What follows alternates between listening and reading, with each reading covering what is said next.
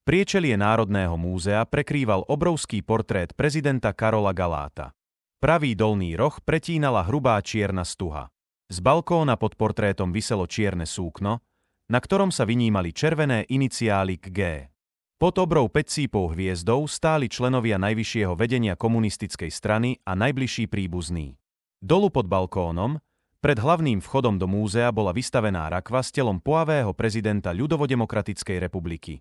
Čestná stráž, hôdo sa vypínajúca popri rakve, ho o chvíľu naloží na lafetu dela zapriahnutého do 6 záprahu a bude ho viesť hlavným mestom, aby sa s ním mohli rozlúčiť 100 000 zarmútených občanov. Nabalzamované telo bude neskôr uložené v mauzóleu. Tak ako súdruh Lenin, aj súdruh Galát bude večný. Nikdy nesmieme zabudnúť, že súdruh Galát celý svoj život obetoval strane a pracujúcemu ľudu, spomienka na ňo preto musí navždy ostať v našich srdciach. Spod päťcípej hviezdy na balkóne rečnil do mikrofónu predseda Rady odborov Anton Potocký. Peter Farkaš, stojaci v okne domu oproti múzeu, sa uškrnul. Dobre vedel, ako Potocký nenávidel Galáta. Nevedel mu odpustiť, že ho nepretlačil na miesto generálneho tajomníka strany po poprave Sulíka. Teraz však môže byť Potocký spokojný. Je horúcim kandidátom na post prezidenta. Užšie vedenie strany sa zhodlo práve na ňom. Ale to len preto, že sa do toho nemiešajú sovieti, ktorí Potockého považujú za príliš mierneho a neschopného presadzovať tvrdú stranícku líniu. Sovieti však teraz majú dosť svojich problémov. Po smrti súdruha Stalina už určite prebiehajú zákulisné boje o nástupníctvo. Len preto Potocký zasadne do kresla prezidenta republiky, inak by nemal šancu.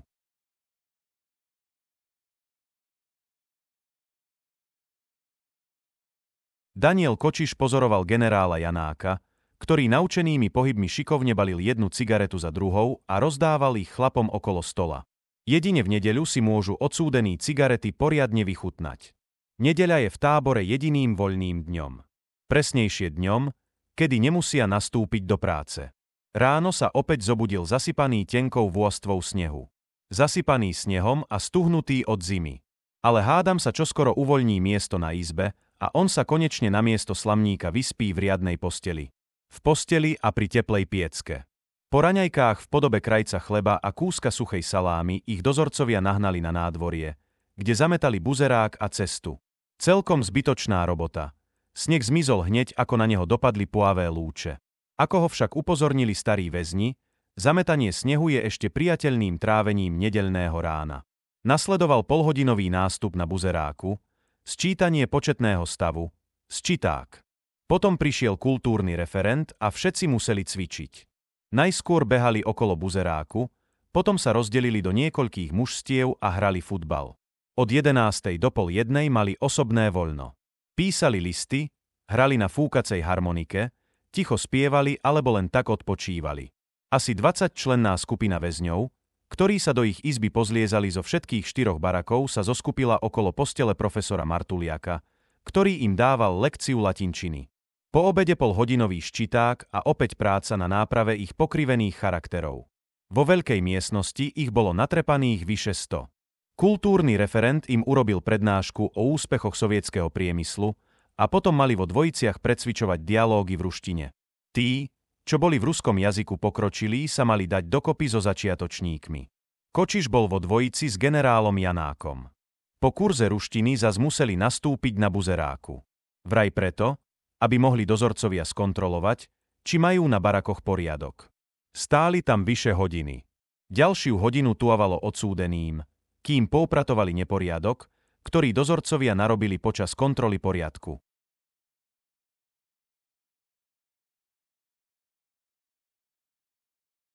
Kočiš zahambene sklonil hlavu.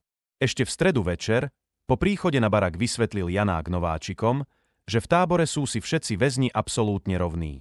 Bez ohľadu na to, či vonku velili divízii alebo spravovali farnosť. Ako rovní si všetci aj tykajú. Tykanie s väzňami bral Kočiš ako samozrejmosť. Dokonca aj s takými, ktorí boli v civilnom živote váženými a dôležitými osobami. Väzeň je väzeň, bez ohľadu na to, čím bol predtým. Generál Janák, arcibiskup Jastrab však boli predsa len výnimoční. A nie len svojim spoločenským postavením pred uväznením. Z oboch doslova sálala obrovská duchovná sila, ktorá u ostatných vyvolávala prirodzenú autoritu a úctu.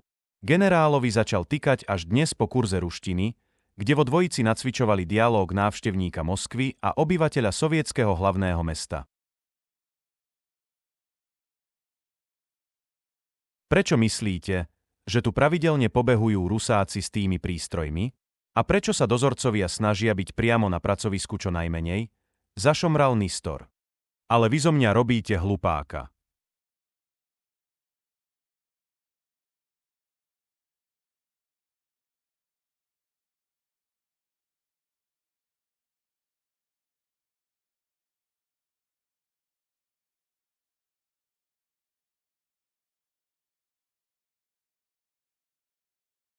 Taký je prídel, kývol rukou Tomko. Ale aj tak, je to jedno. Zajtra nám piecky zoberú a vrátia až v novembri. Všetci stíchli. Otvorené bavenie sa o úteku je chôdza po veľmi tenkom ľade. Ale všetkých pochytali, pridal sa farár Kucej. A odteraz ich vozia z tábora na šachtu ruským autobusom. Ruským autobusom. 200 chlapov zoradia v tábore do 10 radov a obopnú ich dlhým oceľovým lanom. Takto potom pochodujú až na šachtu. Ježiši, myklo ministrantom Matejom.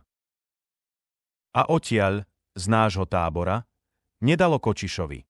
Nechcel vyzvedať príliš okato, ale keď už neplánovane tému začal. Veď ten plot sa dá v celku poľahky preliesť, ale prestrihnúť.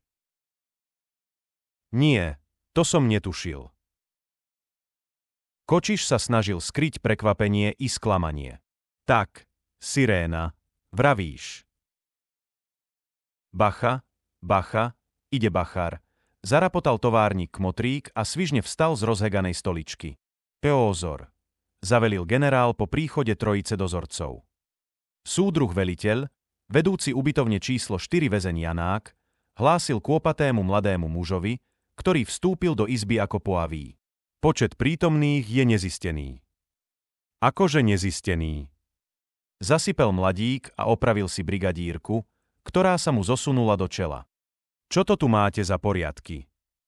Tak, súdruh veliteľ, chlapi sú ešte na dvore, aj na návšteve v ostatných ubytovniach, za tvári sa previnilo.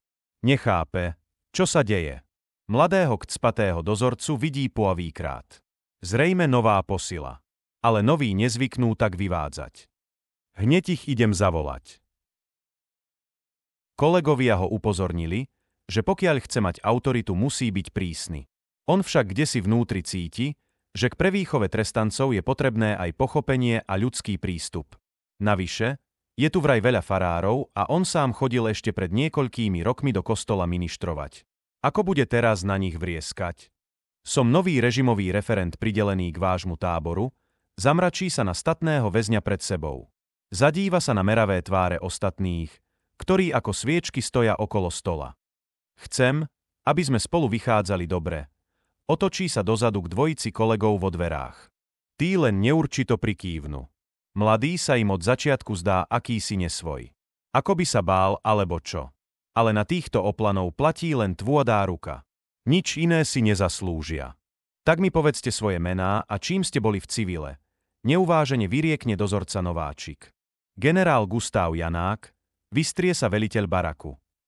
Počas vojny som velil našim letkom na západnom fronte a po vojne.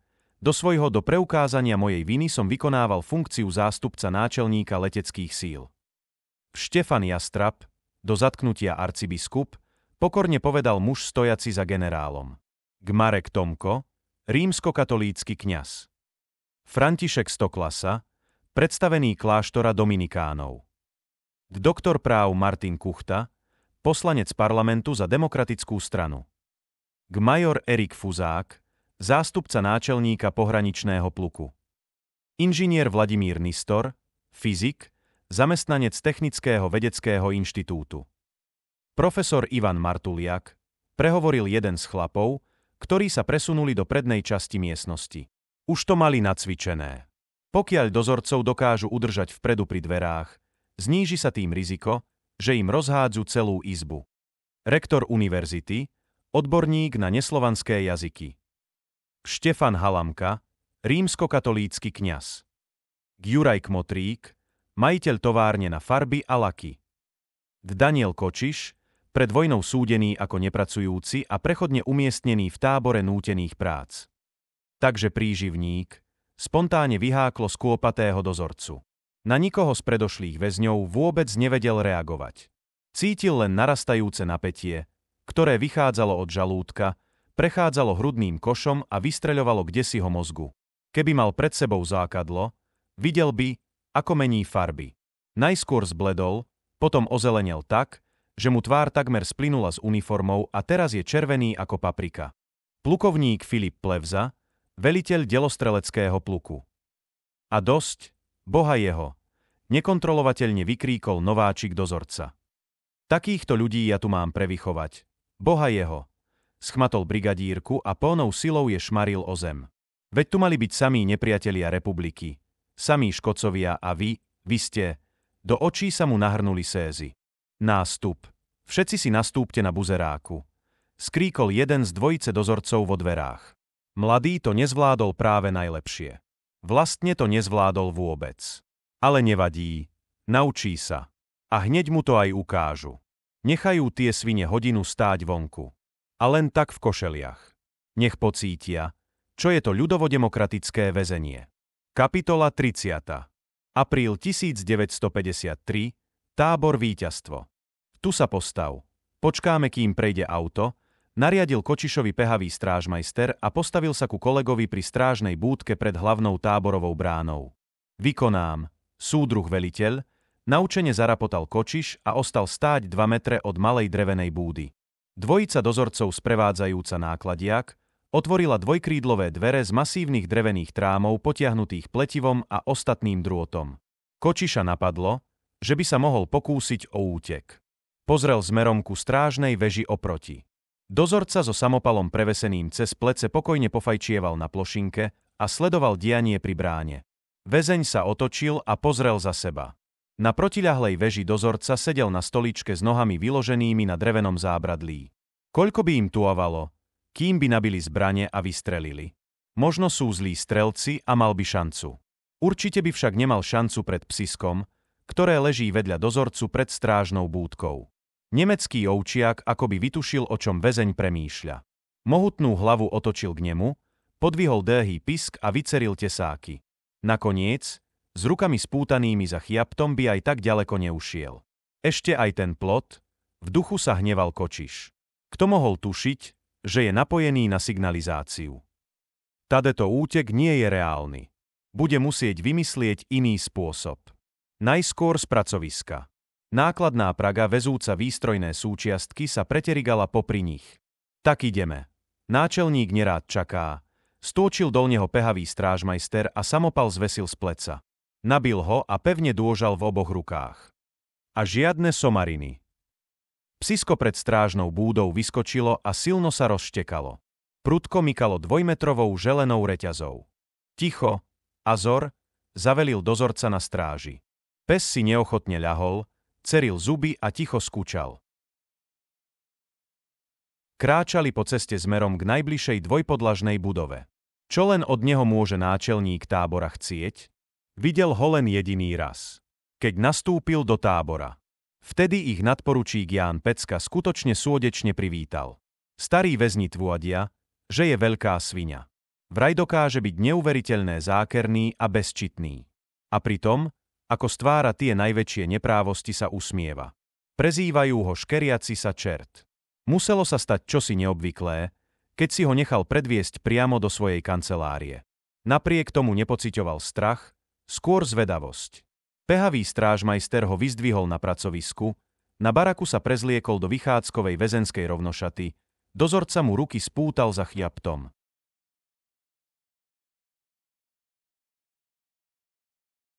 Úzkým schodišťom vybehli na puavé poschodie. Po hnedom koberci kráčali na koniec chodby. Kočiš si všímal nástenky s motívmi úspechov robotníctva a roľníctva a úspechov baníkov v šachtách pri Jáchymove. Zastali pred dverami potiahnutými tmavočervenou koženkou. Strážmajster zaklopal tesne pod kľúčkou.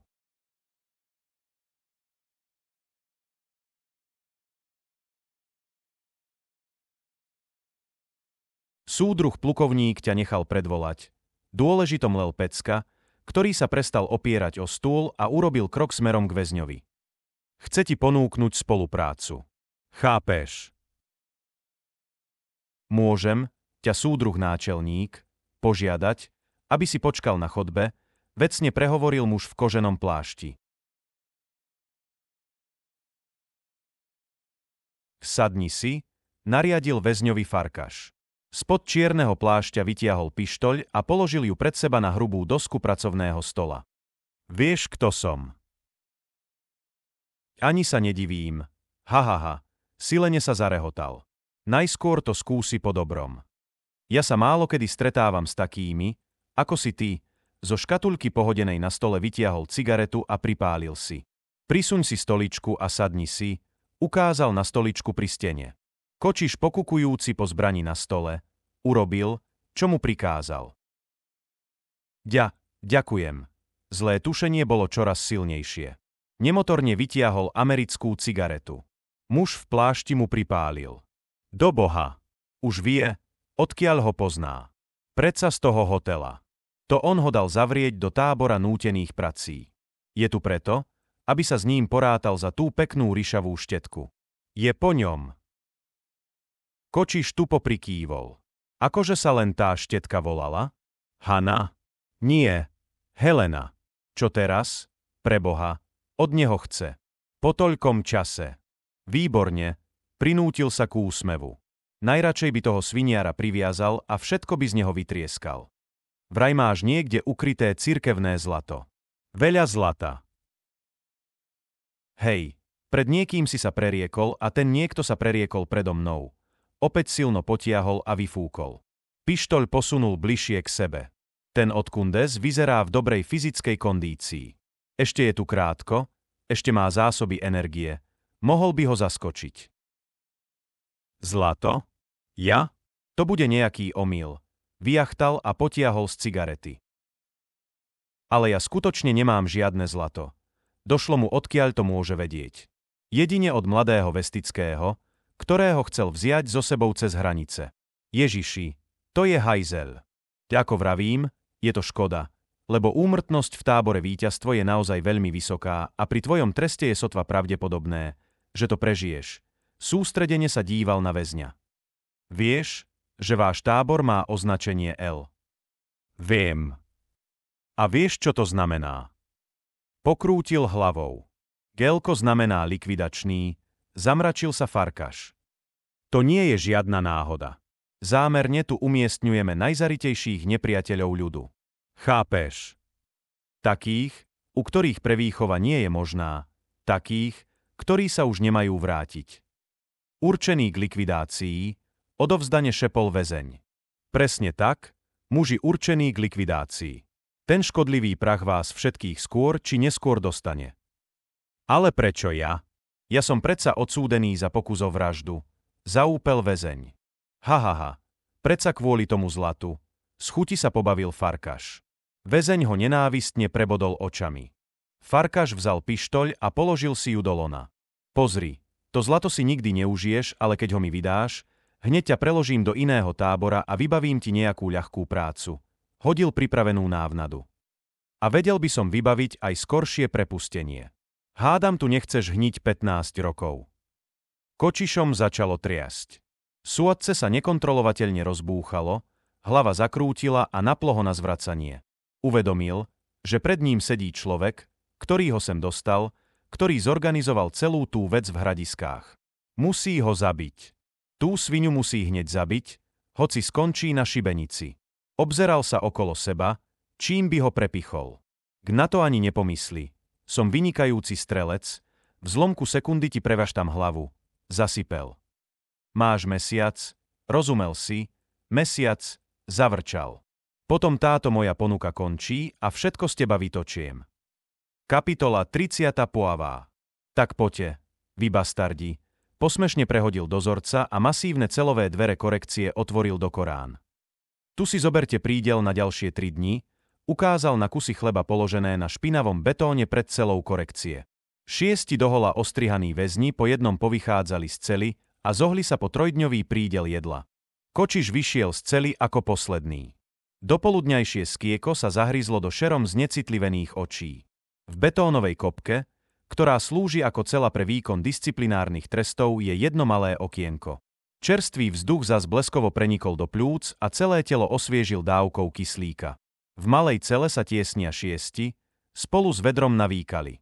Na chvíľu sa mu zatočila hlava, zapotácal sa a takmer sa zvalil na dozorcu. Do Boha, čo vyvádzaš, ty hovedo. Vyrútil sa naňho druhý dozorca, ktorý stál kúsok vedľa a samopalom zabezpečoval výdaj jedla na korekcii. Pažbou zbrane tresol poskakujúceho väzňa. Kočiš pocítil prudký úder do chôpta. Prepáčte, prosím, prepáčte, to skéko. Netrep, zober si žranicu a upaľuj naspäť na korekciu. Nariadil puavý dozorca a opravil si brigadírku, ktorá sa mu zosunula do čela. Posledný zo šestice dohola ostrihaných väzňov schmatol kus chleba a vrátil sa do cely. Masívne dvere sa zabuchli, v zámku zaštrkotal kľúč. Boha, bolo nám toho treba, chlapi. Ľútostivo povedal jeden z väzňov a otrhol si kúsok chleba. Keby som bol vedel, že takto dopadneme, v živote sa toho mesa nedotknem. Ale nelamentuj, pišta, veď nám už ostávajú posledné 3 dní. Krotil ho ďalší z väzňov a svoju porciu chleba si rozdelil na 3 zhruba rovnaké časti. Tebe sa to povie, Jozef, ale my ostatní sme tu celkom zadarmo. Úplne zadarmo. Zetáefrflal ďalší a otrhol si kus chleba. Aj Kočiš si chcel chlieb rozdeliť na 3 rovnaké časti, aby mu vydržal celé 3 dni. Tak to urobil aj pred 6 dňami. Chlieb však zjedol hneď poavý deň a 2 dni bol iba o vode. A presne tak si chlieb rozdelil aj pred 3 dňami a presne takisto ho všetok zjedol v ten istý deň. Otrhol si kus chleba a prežúval. Prežúval a vychutnával. Dnes by mala byť nedeľa, v duchu uvažoval. Nebol si istý, ale inak by ich už brali do roboty. A to je jeho jediná záchrana. Keby mal dnes zazrúbať to pondiate drevo, určite skolabuje. S 200 gramami chleba na deň sa dá prežiť. Ale keď pritom musí človek podať normálny pracovný výkon, telo jednoducho odmieta. Dozorcovia sú v tomto zmere veľmi vynaliezaví. Vedia, že keby odsúdených z korekcie dávali na pôvodné pracovisko, nejakým spôsobom by sa tam k jedlu dostali. Preto pre neho a 5 kuchárov vymysleli niečo špeciálne. Pília a štiepu drevo na budúcu zimu. Celý celúčičký týždeň. V nedeľu, krátko po raňajkách, nabehla na ich barak skupina dozorcov. Bacharov, ako ich začali prezývať niektorí väzni. Všetkých nechali nastúpiť na buzeráku a urobili prehliadku. Vraj vedia, že sa na baraku organizujú zakázané sväté omše a že nebudú tolerovať žiadne náboženské pomôcky. Po 4:15 sa víťazoslávne postavili pred stovku zoradených väzňov a oznámili im, že v osobnej skrinke Daniela Kočiša sa našli stránky z Biblie, za čo mu bude uložený trest 10 dní nepretržitej korekcie. Kým sa Kočiš stihol spamätať, už ho aj brali do skladu, kde ho ostrihali dohola a obliekli do drapľavých šedých handier, v ktorých sa odpikáva korekcia. Takto pripraveného ho stúčili k 5 väzňom z kuchyne, ktorí sa chceli priživiť na spoločnom proviante, a načapal ich dozorca. Kočiš tušil, kto je za stránkami z Biblie v jeho skrinke. Vedel, že na baraku 2 sa občas organizujú omše a medzi odsúdenými kolujú časti Biblie. Vôbec sa tomu nedivil. On veriaci síce nebol, ale dokázal si predstaviť, akú vnútornú silu dodáva väzňom práve viera. Hádam najlepšími príkladmi boli arcibiskup Jastrab a generál Janák. Aj on sa už viackrát pokúšal uveriť. Pokúšal sa s Pánom Bohom nadviazať kontakt. Chcel, aby mu pomohol. Aby mu pomohol zmierniť toto šialenstvo. Zatiaľ sa nepodarilo. Nevadí. Aj tak sa tu dého nezdrží. V nedeľu, keď ho dali do korekcie, jedlo vôbec nedostal. Až v pondelok ráno im dali pol bochníka chleba s tým, že im musí vydržať na 3 dni. Potom až do 4:00 pílili a štiepali drevo pozhadzované vedľa buzeráku. Keď sa vrátili na korekciu, bol taký hladný, že zvyšok chleba do seba natlačil doslova bez žuvania. Korekcia bola malá betónová kopka s malým okienkom nad masívnymi drevenými dverami. Veľkostne sa podobala celám vo vyšetrovacej väzbe. Ale cela vo vyšetrovacej väzbe bola pre 2 a boli tam aj postele. Tu postele nie sú, ako sa dopočul dokáže tento nápravný prostriedok pojať, pokiaľ je to potrebné, aj 15 previnilcov. Už teraz, keď sa v cele tlačia 6, môžu spať v leže iba na striedačku. 3 stoja alebo sedia s pokrčenými kolenami a 3 ležia na smradľavých dekách, ktoré nafasovali v sklade spolu s drapľavými handrami. Ponurú a neľudskú atmosféru dotvára plechové vedro na výkali a vedro s vodou, nad ktorým na malom háčiku visí plechový hrúček. Aspoň, že vodu vymenia a doplnia každý deň. Veď oni nás chcú zlikvidovať, oni nás chcú úplne zlikvidovať, zaúpel zrazu ďalší z kuchárov. Veď toto sa nedá prežiť, toto sa jednoducho nedá prežiť. Chlieb hodil na zem a hlavu si začal búchať o stenu. Seriem na to, už nemám síl, skoncujem to hneď teraz. Prestaň, Miloš, lebo nás všetkých pojebú ešte viac, tíšil ho kamarát a chytil ho okolo pliec. Ostatní v cele sa museli zomknúť viac k sebe. Naťahujúca sa dvojica zaberala veľa miesta. Aj tak sme tu celkom zbytočne. Len kvôli týmto dvom, penil ten, čo si obúchal hlavu o stenu. Prečo ste nás do toho zatiahli? Prečo asi? Namrzene fľochal väzeň, na ktorého ten obúchaný ukázal pôstom. Chceli sme sa konečne najesť ako ľudia. Dobre vedel, akú kravinu urobil a nahovoril aj pištu. V kuchyni sa dá stále zobnúť niečo naviac. Rozhodne tam žiaden z väzňov nehladuje. Ale málilo sa mu a dostal chuť na poriadny rezeň. Tak nahovoril kamaráta, aby si ukryli poriadny kus bravčového stehna, že sa konečne najedia ako králi. Prichytil ich však dozorca a potrestali nie len ich dvoch, ale celú 5-člennú partiu, ktorá mal v deň na starosti mäso. Už sa prestaňte hádať, rázne sa medzi vmiesil nízky plešatý väzeň. Jozef so Števom urobili hlúposť, na budúce si už dajú pozor. Ale nesmieme sa hádať. Rozumiete? Nesmieme. Musíme dôžať spolu za akýchkoľvek okolností. Všetci súhlasne zamumlali a ďalej prežúvali chlieb.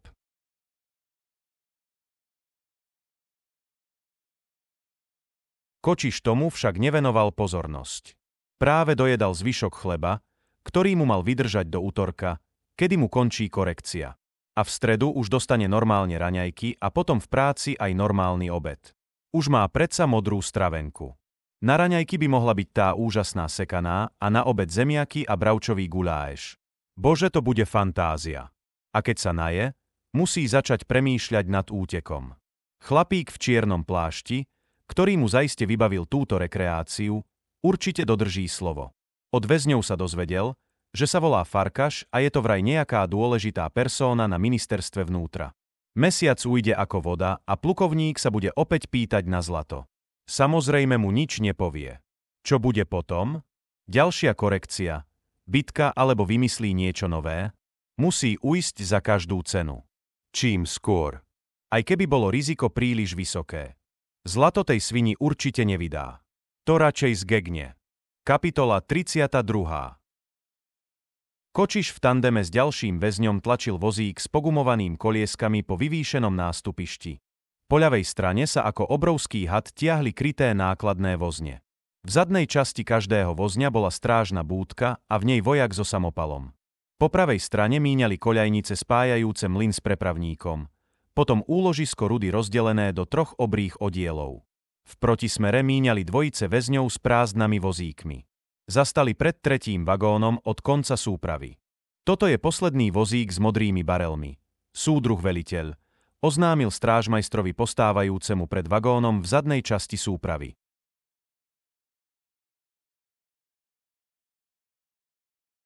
Ja prevlečte tamto lanko cez pečatný otvor, pôstom ukázal na kúsok oceľového lana visiaci pri dverách.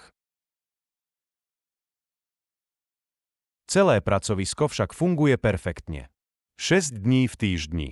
Ako jeden obrý mechanicky dobre naolejovaný stroj. Nákladné autá sypú rudu do jednotlivých oddielov úložiska, odkiaľ ju väzni banskými vozíkmi vozia do mlyna. Podrvenú rudu potom vozia k prepravníku, ktorým sa vyvezie na vôchol barelovacej, alebo ako jej hovoria väzni prašnej veže. Odtiaľ padá na poavé oceľové sito, kde do nej ťažkými kijakmi mláti štvorica väzňov, aby prepadli aj tie väčšie kusy. Druhé sito má o niečo menšie oká, cez ktoré pomáha rúd tiež štvorica väzňov s kijakmi. Ruda, ktorá prejde oboma sitami, končí v násypníku, ktorým sa dostane do príslušných barelov. Podľa kvality.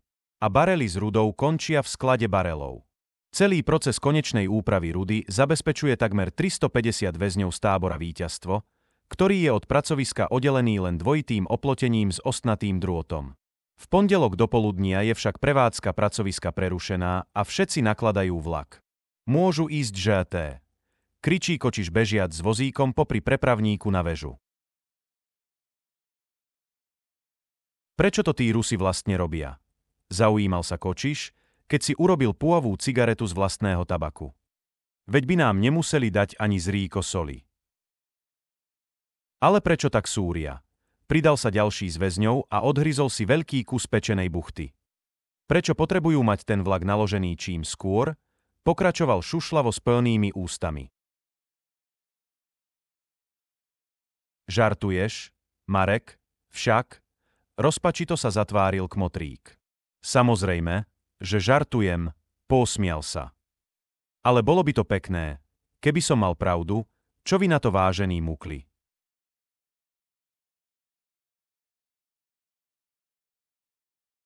Plukovník Farkaš mu nariadil, vlastne nie, on ho priateľsky požiadal, aby väzňovi Kočišovi venoval zvýšenú pozornosť. Vraj ten zmätok počas vojny pracoval v nočnom podniku, kam chodievali fašisti a domáci kolaboranti. Mohol by usvedčiť mnoho zradcov a kolaborantov, keby chcel. Ale nechce. Treba ho primäť, aby zmenil názor. Tlakom naňho a tlakom na ľudí, s ktorými býva a pracuje. Priateľská žiadosť plukovníka z ministerstva vnútra je pre neho rozkazom, ktorý treba spĺniť do bodky. Preto musí osobne dozrieť na to, či sa nástupy a prehliadky robia dôsledne. Po príchode z pracoviska nechal barak 4 nastúpený na buzeráku a 10 podriadených nariadil, aby v izbách urobili prehliadku zameranú na nepovolené cirkevné pomôcky. Zdôraznil im, že prehliadka musí byť maximálne dôkladná. Dvojmetrová ozruta, ktorá cez vojnu pomáhala gestapákom, sa zaškerila a pokývala veľkou holou hlavou. Odklusala do neďalekej budovy skladov a o chvíľu už po nádvorí ťahala ťažké železné brány na obrábanie pôdy.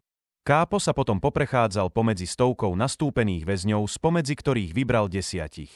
Všetko kňazi. Kočišovi došlo, čo mu Pecka pošepkal do ucha. 10 duchovných sa muselo zoradiť do dvojradu. Cez plecia si prehodili hôdzavé kovové reťaze a podľa želania náčelníka tábora sa pustili do úpravy okolia nástupišťa. Väzeň Pavol Rusko sa postavil za nich, ako kone ich poháňal dookola buzeráku. Popri krátkej strane nástupišťa. Zabočiť vľavo. Popri dlhej strane nástupišťa. Zabočiť vľavo. Popri krátkej strane nástupišťa až k ceste. Otočiť sa a pekne naspäť. Vdvíhaj sa, ty zasraný simulant, vstávaj, ty lenivá štetka. Zvrieskol Rusko na jedného zo zapriahnutých kňazov, ktorý sa od vyčerpania zvalil na zem. Priskočil k nemu a silno do neho kopol. Nechaj ho, nevidíš, že naozaj nevládze, zastal sa odpadnutého arcibiskup Jastrab zapriahnutý vedľa. Neblázni, gasty, nerob to, šepol ktosi z druhého radu. Keď sa pohneš, hneď nás všetkých postrieľajú. Hahaha, to sa ti naozaj podarilo. Dôverník, z chuti sa zasmial Pecka. Že vraj vatikánsky poskok. Hahaha, to si musím zapamätať. Hahaha, povinne sa zasmiali dozorcovia so samopalmi. K súdruh náčelník, z baraku číslo 4 začali vychádzať dozorcovia. Prehliadka je ukončená, hlásil ryšavý podporučík. Našli sme 3 stránky Biblie. Boli pod matrakom postele väzňa Miroslava Kalafusa. Ja teraz... Farárkovia očistia a odložia hospodárske náradie a ostatní odídu na ubytovňu, kde budú nad sebou premýšľať, škodoradosne pokračoval Pecka. Premýšľajte nad sebou, ako hlboko ste klesli, že máte možnosť nápravy a vy radšej siahnete po tomto tu, zamával stránkami z Biblie, po tomto ópiu ľudstva. Odsúdený na môj povel, zavelil jeden z dozorcov so samopalmi. Na ubytovňu odchod. Chlapi z baraku 4 sa vzpriamili ako sviečky a v pochodovej formácii opúšťali nástupište. Dobre vedeli, čo ich čaká na izbách. Potrhané matrace a vankúše. Osobné veci a oblečenie rozhádzané po celkom baraku. Jedlo a pochutiny, ktoré včera dostali po naložení vlaku, budú zámerné pomiešané tak, že ich môžu rovno vyhodiť. Tabak s džemom, cukor s bravčovou masťou, káva s čajom. Bachari vedia, ako sa robí poctivý filcung. Kapitola 34. Tento leták nám názorne ukazuje, že americkí imperialisti sú schopní aj tých najodpornejších sabotážnych akcií len, aby podlomili odhodlanie nášho ľudu, ako v tranzemlel kultúrny referent Peter Nižník a jeho biela tvár sa mračila na 200 väzňov, ktorých hneď z práce predviedli dozorcovia na prednášku do kultúrnej miestnosti. Dajte to kolovať, aby všetci videli toho parazita, ktorého k nám podvratný západ importoval. Jednému z väzňov v Puavom rade podal malý farebný leták, na ktorom si dvaja pásikaví chrobáci s helmami americkej armády pochutnávali na zemiakoch. S príbormi v rukách sa skláňali nad tanierom, zákerne sa škerili a z úst im kvapkali odporné sliny. Scénu dotváral nápis Mandelinka, tajná zbraň imperialistov. Ako to oni dokážu zavliecť spoza oceánu až k nám, súdruh referent? Celkom vážne sa opýtal jeden z väzňov. To je dobrá otázka. Ešte viac sa zamračil Nižník. Ako iste viete, americkí jadlorezi sú neďaleko našich západných hraníc pripravení zaútočiť na naše ťažko vybojované ľudovodemokratické zriadenie. Napriek húdinskému stráženiu sa občas nejakému záškodníkovi podarí prekýznuť a doniesť sem túto pliagu, ktorá sa šíri našimi poľami. Prepáčte, súdruh kultúrny referent, opýtal sa ďalší z väzňov. A sú na to nejaké dôkazy? Nižník sa zatváril rozpačito. Nevedel, či si z neho robí žarty, alebo sa pýta vážne. Pravda, že sú. Rozhodne pokračoval po krátkej odmoke a svojou vysokou chudou postavou sa opieral o rečnícky pult na pódiu. Boli nájdené fľaše a vedrá plné pásikavej hávede. Ale oveľa väčšie množstvá zhadzujú americké spravodajské služby lietadlami, aby rozvrátili zásobovanie nášho obyvateľstva, vyvolali tým masové nepokoje a potom uskutočnili štátny prevrat. 200 odsúdených hlasno vzdychlo. Predstave, že by sa Američania pokúsili o štátny prevrat, bolo lákavá. Nižník však zborový povzdych vyhodnotil ako zhnusenie nad zámermi nepriateľov socializmu. Veru, je to strašné, čo všetkého sú schopní, len aby kapitalizmus zavliekli do všetkých kútov sveta. Ale nemajte obavy, súdruhovia, pokračoval oduševnene. Naša armáda a vôbec armády socialistického tábora na čele so Sovietským zväzom sú pripravené odraziť akýkoľvek útok a poradiť si aj s hnusným páskovaným hmyzom. Miestnosťou sa prevalila vána pohádavého fíflania. Nižník bol však tak nadšený záujmom väzňov o prednášku, že si to vôbec nemohol všimnúť. Som veľmi rád, že vás prednáška zaujala, jeho kostnatá tvár vystrúhala nepodarenú napodobeninu úsmevu. Preto vám ešte porozprávam o tom, ako sa americkí bankári z Wall Street snažia prostredníctvom Vatikánu ohlupovať naše obyvateľstvo. Ohlupovať a manipulovať, aby sa tak stalo ľahkou obeťou ich neukojených chúťok po svetovom imperializme. Odsúdení podráždene zašomrali. Už tu sedia vyše hodiny a ten chudý chuj len melie a melie. Jedná sprostosť väčšia ako druhá. Prepojenie bankárov z New Yorku s Vatikánom a následne vplyv Vatikánu na veriacich obyvateľov socialistických krajín názorne ukazuje tento plagát. Zo stola vedľa rečníckeho pultu vzal zrolovaný papier, ktorý rozprestrel pred sebou. Bola to mapa. Na východnom pobreží Spojených štátov sedeli v polkruhu traja testí chlapi v čiernych smokingoch a poťahovali lanom, ktoré sa tiahlo ponad Atlantik až do Ríma. Z Ríma sa zastiahli laná naprieč Európou do jednotlivých ľudovodemokratických krajín.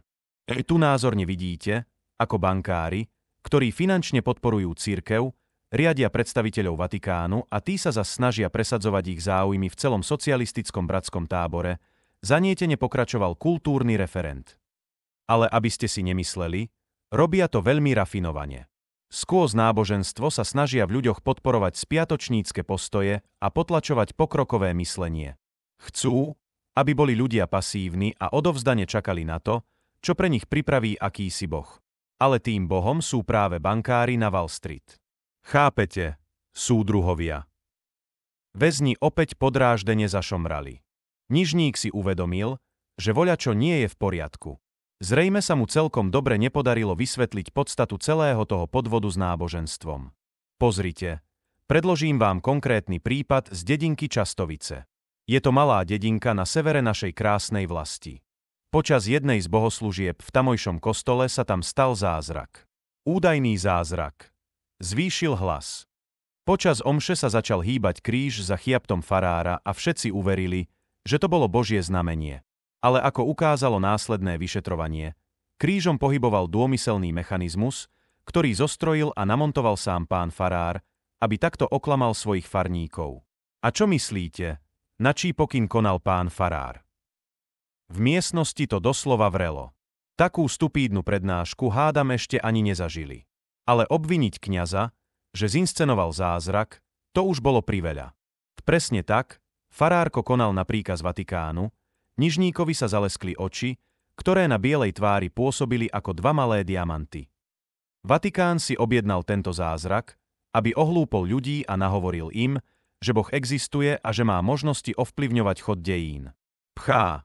To by sa im páčilo, keby nejaký boh ovplyvňoval dejiny. Ale, súdruh referent, to je predsa holý nezmysel. Hlasno štekol Kočiš, ktorý to už nemohol počúvať a vyskočil z drevenej lavice. Zhodou okolností poznal prípad zázraku v Častoviciach veľmi dobre. Ministrant Ondrej Matej, s ktorým sa spoznal počas vyšetrovacej väzby, tam robil ministranta. Vraj počul na vlastné uši dvojicu mužov v čiernych oblekoch, ktorí boli zázrak vyšetrovať. Bavili sa o tom, ako sa to výborne podarilo, že mechanizmus nezlyhal a celý svet teraz uvidí, ako Vatikán klame veriacich. Krátko na to bol o tom nakrútený dokumentárny film, ktorý sa premietal po celej republike. Farár Mezej zomrel počas vyšetrovania a Ondrej Matej dostal za napomáhanie nepriateľovi republiky 15 rokov. Tu sedí ministrant z toho kostola, ukázal na Mateja sediaceho 2 miesta od neho. To bolo všetko inak. To bola len dobre pripravená provokácia, ktorá niekomu poslúžila. V zápätí si však uvedomil, že urobil obrovskú chybu. Sklonil hlavu a posadil sa naspäť. V miestnosti zavládlo hrobové ticho. Peter Nižník cítil, ako jeho tvár mení farbu. Teplo rýchlo stúpalo od kôku až ku končekom uší. Ani len netušil, že tu sedí ministrant z kostola Častovice. Keby to vedel, určite ten prípad nespomenie. Celkom sa znemožnil. Ale ešte viac ho znemožnil odsúdený, ktorý si dovolil spochybniť jeho tvrdenie. Čo jeho tvrdenie? Veď ten pes spochybnil oficiálne vyšetrovanie aj film, ktorý videli milióny pracujúcich. Hneď po prednáške pôjde za náčelníkom tábora, aby mu naparil 15 dní korekcie. Ale ako potom bude vyzerať pred ostatnými väzňami? Pravidelne im prednáša o morálke socialistického občana, aký má byť ústretový, ako sa má prispôsobiť, ako sa nemá báť prejaviť svoj názor. A teraz má on porušiť všetko, o čom im prednáša? Snažil sa potlačiť vzmáhajúci sa hnev. Veď mu to zráta inak. Samozrejme máte právo na vlastný názor, hlas sa mu nekontrolovateľne triasol. V socializme má každý právo na vlastný názor. Preto z tejto vašej poznámky nebudem vyvodzovať žiadne následky. Ďakujem. Súdruh referent, so sklonenou hlavou šepol Kočiš. Generál Gustav Janák, ktorým sedel v zadnom rade pri otvorenom okne, sa potešil. Ten Daniel má odvahu, to sa musí nechať. Už sa o ňom s chlapmi bavili. Hneď ako Tomka zobrali do nemocnice, presťahovali ho na jeho miesto. Spí na poslednom dvojáku nad arcibiskupom. Tomko sa už s najväčšou pravdepodobnosťou do tábora nevráti. Z nemocnice sa ešte nikto nevrátil. Musia čím skôr nájsť náhradu. Nateraz s prácou prestali, ale nemôžu čakať do nekonečna. Dano Kočiš sa javí ako najlepší kandidát. Len im bude musieť vysvetliť nedávnu návštevu u náčelníka tábora. Kapitola 35. V mene Otca i Syna i Ducha Svätého prehovoril arcibiskup Jastrab. Amen. Zašumelo izbou číslo 3 na baraku 4. K milosť nášho Pána Ježiša Krista a láska Boha Otca i spoločenstvo Ducha Svätého nech je s vami všetkými. I s duchom tvojim, zaznelo izbou. I s duchom tvojim, poslušne zopakoval Kočiš stojaci pritlačený k stene na mieste, kde ešte prednedávnom stála piecka. V kostole bol naposledy ešte ako chlapec. A tu v tábore sa omše zatiaľ nezúčastnil. Nepovažoval sa za veriaceho. Dnes sa však konala výnimočná omša. Nikoho zo stovky muklov na baraku 4 nenapadlo, že by sa jej nezúčastnil. Krátko po polnoci zatemnili okná dekami a celý barak sa zliezol do ich izby. Arcibiskup si cez plecia prehodil šedú posteľnú plachtu a zažotnutý pruh plátna vystrihnutý zo starého obrusu. Postavil sa k zadnej stene miestnosti pred dve na seba položené skrinky, ktoré slúžili ako oltár. Ministrant Matej s posteľnou plachtou prehodenou cez plecia stál vedľa neho. Drobný plamienok sviečky položenej na provizórnom oltári tamene osvetľoval kňazovu tvár a celému obradu dodával tajomný nádych. Dnešnú bohoslužbu venujme zosnulému bratovi Marekovi Tomkovi, ktorý nás včera predčasne opustil, pokračoval precítene. Marek bol naozaj veľmi vzácny človek, verný kamarát, dobrý kresťan, obetavý, pracovitý a pokorný. Bude nám všetkým chýbať. Utrel si sézu, ktorá sa vykotúľala na líce. Podobne ako všetky bohoslužby musíme aj tú dnešnú skrátiť. Bachari sú nevyspytateľní, ani táto neskorá, či skôr skorá ranná hodina ich nemusí odradiť od kontroly. Tých, ktorí sa zúčastnili svätej spovede, čaká po bohoslužbe telo a kôv Kristova. Podarilo sa mi od šoférov vymeniť trocha vína a nejaké sušienky. Otočil sa k pomocníkovi. Prosím ťa, Maťko, prečítaj kúsok z písma svätého, ja by som pri tejto biednej sviečke nič nevidel. Ministrant Matej poslušne prikývol a s arcibiskupom si vymenili miesta. Nahol sa nad vystrašený plamienok a naprával si list papiera. Čítanie z knihy prorokov, ticho prečítal zo stránky vytrhnutej z Biblie, ktorú celý čas žmolil v ruke. Kniha Daniela. V 3. roku vlády kráľovania judského kráľa Jehojákíma. Kočiš ho prestal vnímať. Na kôku cítil teplý dých väzňa, ktorý sa naňho tlačil zozadu. Zapáchal za cibuľou. Masť a cibuľu dostávali raz mesačne ako prídavok za 100% plnenie normy. Pokúsil sa posunúť trocha vľavo. Nepodarilo sa. V izbe boli natlačení hlava na hlave. To, že Marek Tomko sa už do tábora nevráti, ako si podvedome cítili všetci.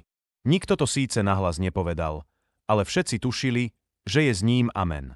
Veď aj jeho presunul generál na Tomkovú posteľ hneď potom, čo ho odviezli do nemocnice v blízkom mestečku. Teraz spí nad arcibiskupom.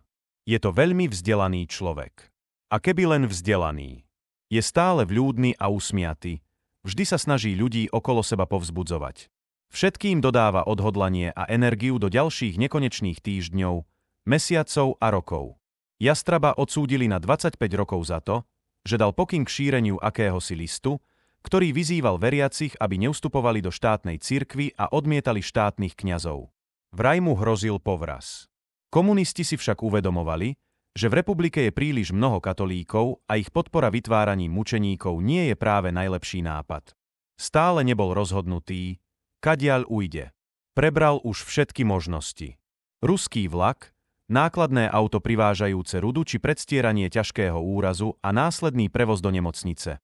Dokonca ho napadlo aj to, že nejakému dozorcovi doslova z rúk vytrhne zbraň a prestrieľa sa na slobodu. Všetko však predstavovalo veľké riziko. Príliš veľké riziko. Najpriateľnejším sa mu zdalo prelezenie plota a priamy útek smerom k hraniciam, ktoré sú odtiaľto vzdialené 10 kilometrov. Musí sa rozhodnúť čo najskôr. Mesiac ubehol a pokiaľ plukovník v čiernom plášti na neho nezabudol, môže čoskoro očakávať jeho návštevu. Bude ho vypočúvať, týcť, mučiť a lámať, aby povedal, kde je zlato. A pokiaľ mu to nepovie, zrejme ho zabije. Ale keby. Milí bratia, uznajme svoje hriechy, aby sme mohli s čistým sôcom sláviť sväté tajomstvá, zazrečnil arcibiskup. Vyznávam všemohúcemu Bohu, i vám, bratia, že som veľa hrešil, myšlienkami, skutkami, slovami i zanedbávaním dobrého. Vyznávam všemohúcemu Bohu, opakovali väzni tlačiaci sa v prítmí izby. Dnešnú bohoslužbu by som chcel tiež venovať našim najbližším, pokračoval Jastrab, keď všetci oľutovali svoje hriechy. Zajtra je vzácny deň. Tým z vás, ktorí sa nijako nepostavili poriadku v tábore, bolo povolené prijať návštevy najbližších príbuzných. Nech nasledujúca modlitba patrí predovšetkým našim rodinám, ktoré sú tam vonku vystavené tlaku úradov a rôznym formám perzekúcie. Všetci si ťažko povzdychli. Oče náš, ktorý si na nebesiach, zborovo šumelo izbou. I Oče náš, ktorý si na nebesiach, nezéja to opakoval Kočiš. Príbuzný? Návštevy sú raz za 3 mesiace. A to len pre tých, ktorí poslúchajú na slovo a u bacharov nemajú jediný čierny bodík. Zajtra má návštevu 35 väzňov. Z celého tábora. A on? Keby mal on povolenú návštevu, kto by ho navštívil? Nikto. Otec zomrel ešte v pôvých rokoch vojny. Upil sa k smóti. Nemohol uniesť, že krajinu obsadili fašisti. Matka zomrela rok po vojne. Zradilo ju sódce. A jeho jediná sestra žije voľakde na opačnom konci republiky. Nikdy spolu nevychádzali dobre. Ale vlastne je to takto dobre, že nikoho nemá. Aspoň sa komunisti nebudú mať na kom mstiť, keď sa mu podarí zdôhnúť. Keby plukovníkovi sľúbil, že ho zavedie k zlatu, že to tam bude určite celé zarastené a navyše už si ani presne nepamätá, kam zlato ukryl. Musel by tam ísť osobne a úkryt pohľadať. Skočil by na to? Vybavil by, aby ho pustili z tábora? Má také právomoci? Skúsiť by to mohol. Ale čo z toho? Ten chlapík nevyzeral na to, že by so sebou nechal len tak vykývať. Určite výborne ovláda svoju zbraň. Už to zažil v tom hoteli. Bol by to ťažký súper. Ale mohlo by sa to podariť. Zatiaľ ešte počká. Možno ho voľačo napadne. Keď mu však obujú elektrické topánky, budú pri ňom musieť stáť všetci svätí, aby skrýšu neprezradil. Kapitola 36. Máj 1953, tábor Víťazstvo, suterén administratívnej budovy. Ako sa ti páčilo v korekcii? A čo nástupy a prehliadky izieb? Ironicky sa opýtal Farkaš a cigaretový dym mu provokačne fúkol do tváre. Pán nadporučík Pecka mi prisľúbil, že tebe aj tvojim najbližším kumpánom bude venovať zvýšenú pozornosť. Myslel som si, že to bola vaša robota. Zamumlal Kočiš pomedzi rozrazené a zakrvavené pery. Plukovník Farkaš prišiel ako sľúbil. Po mesiaci.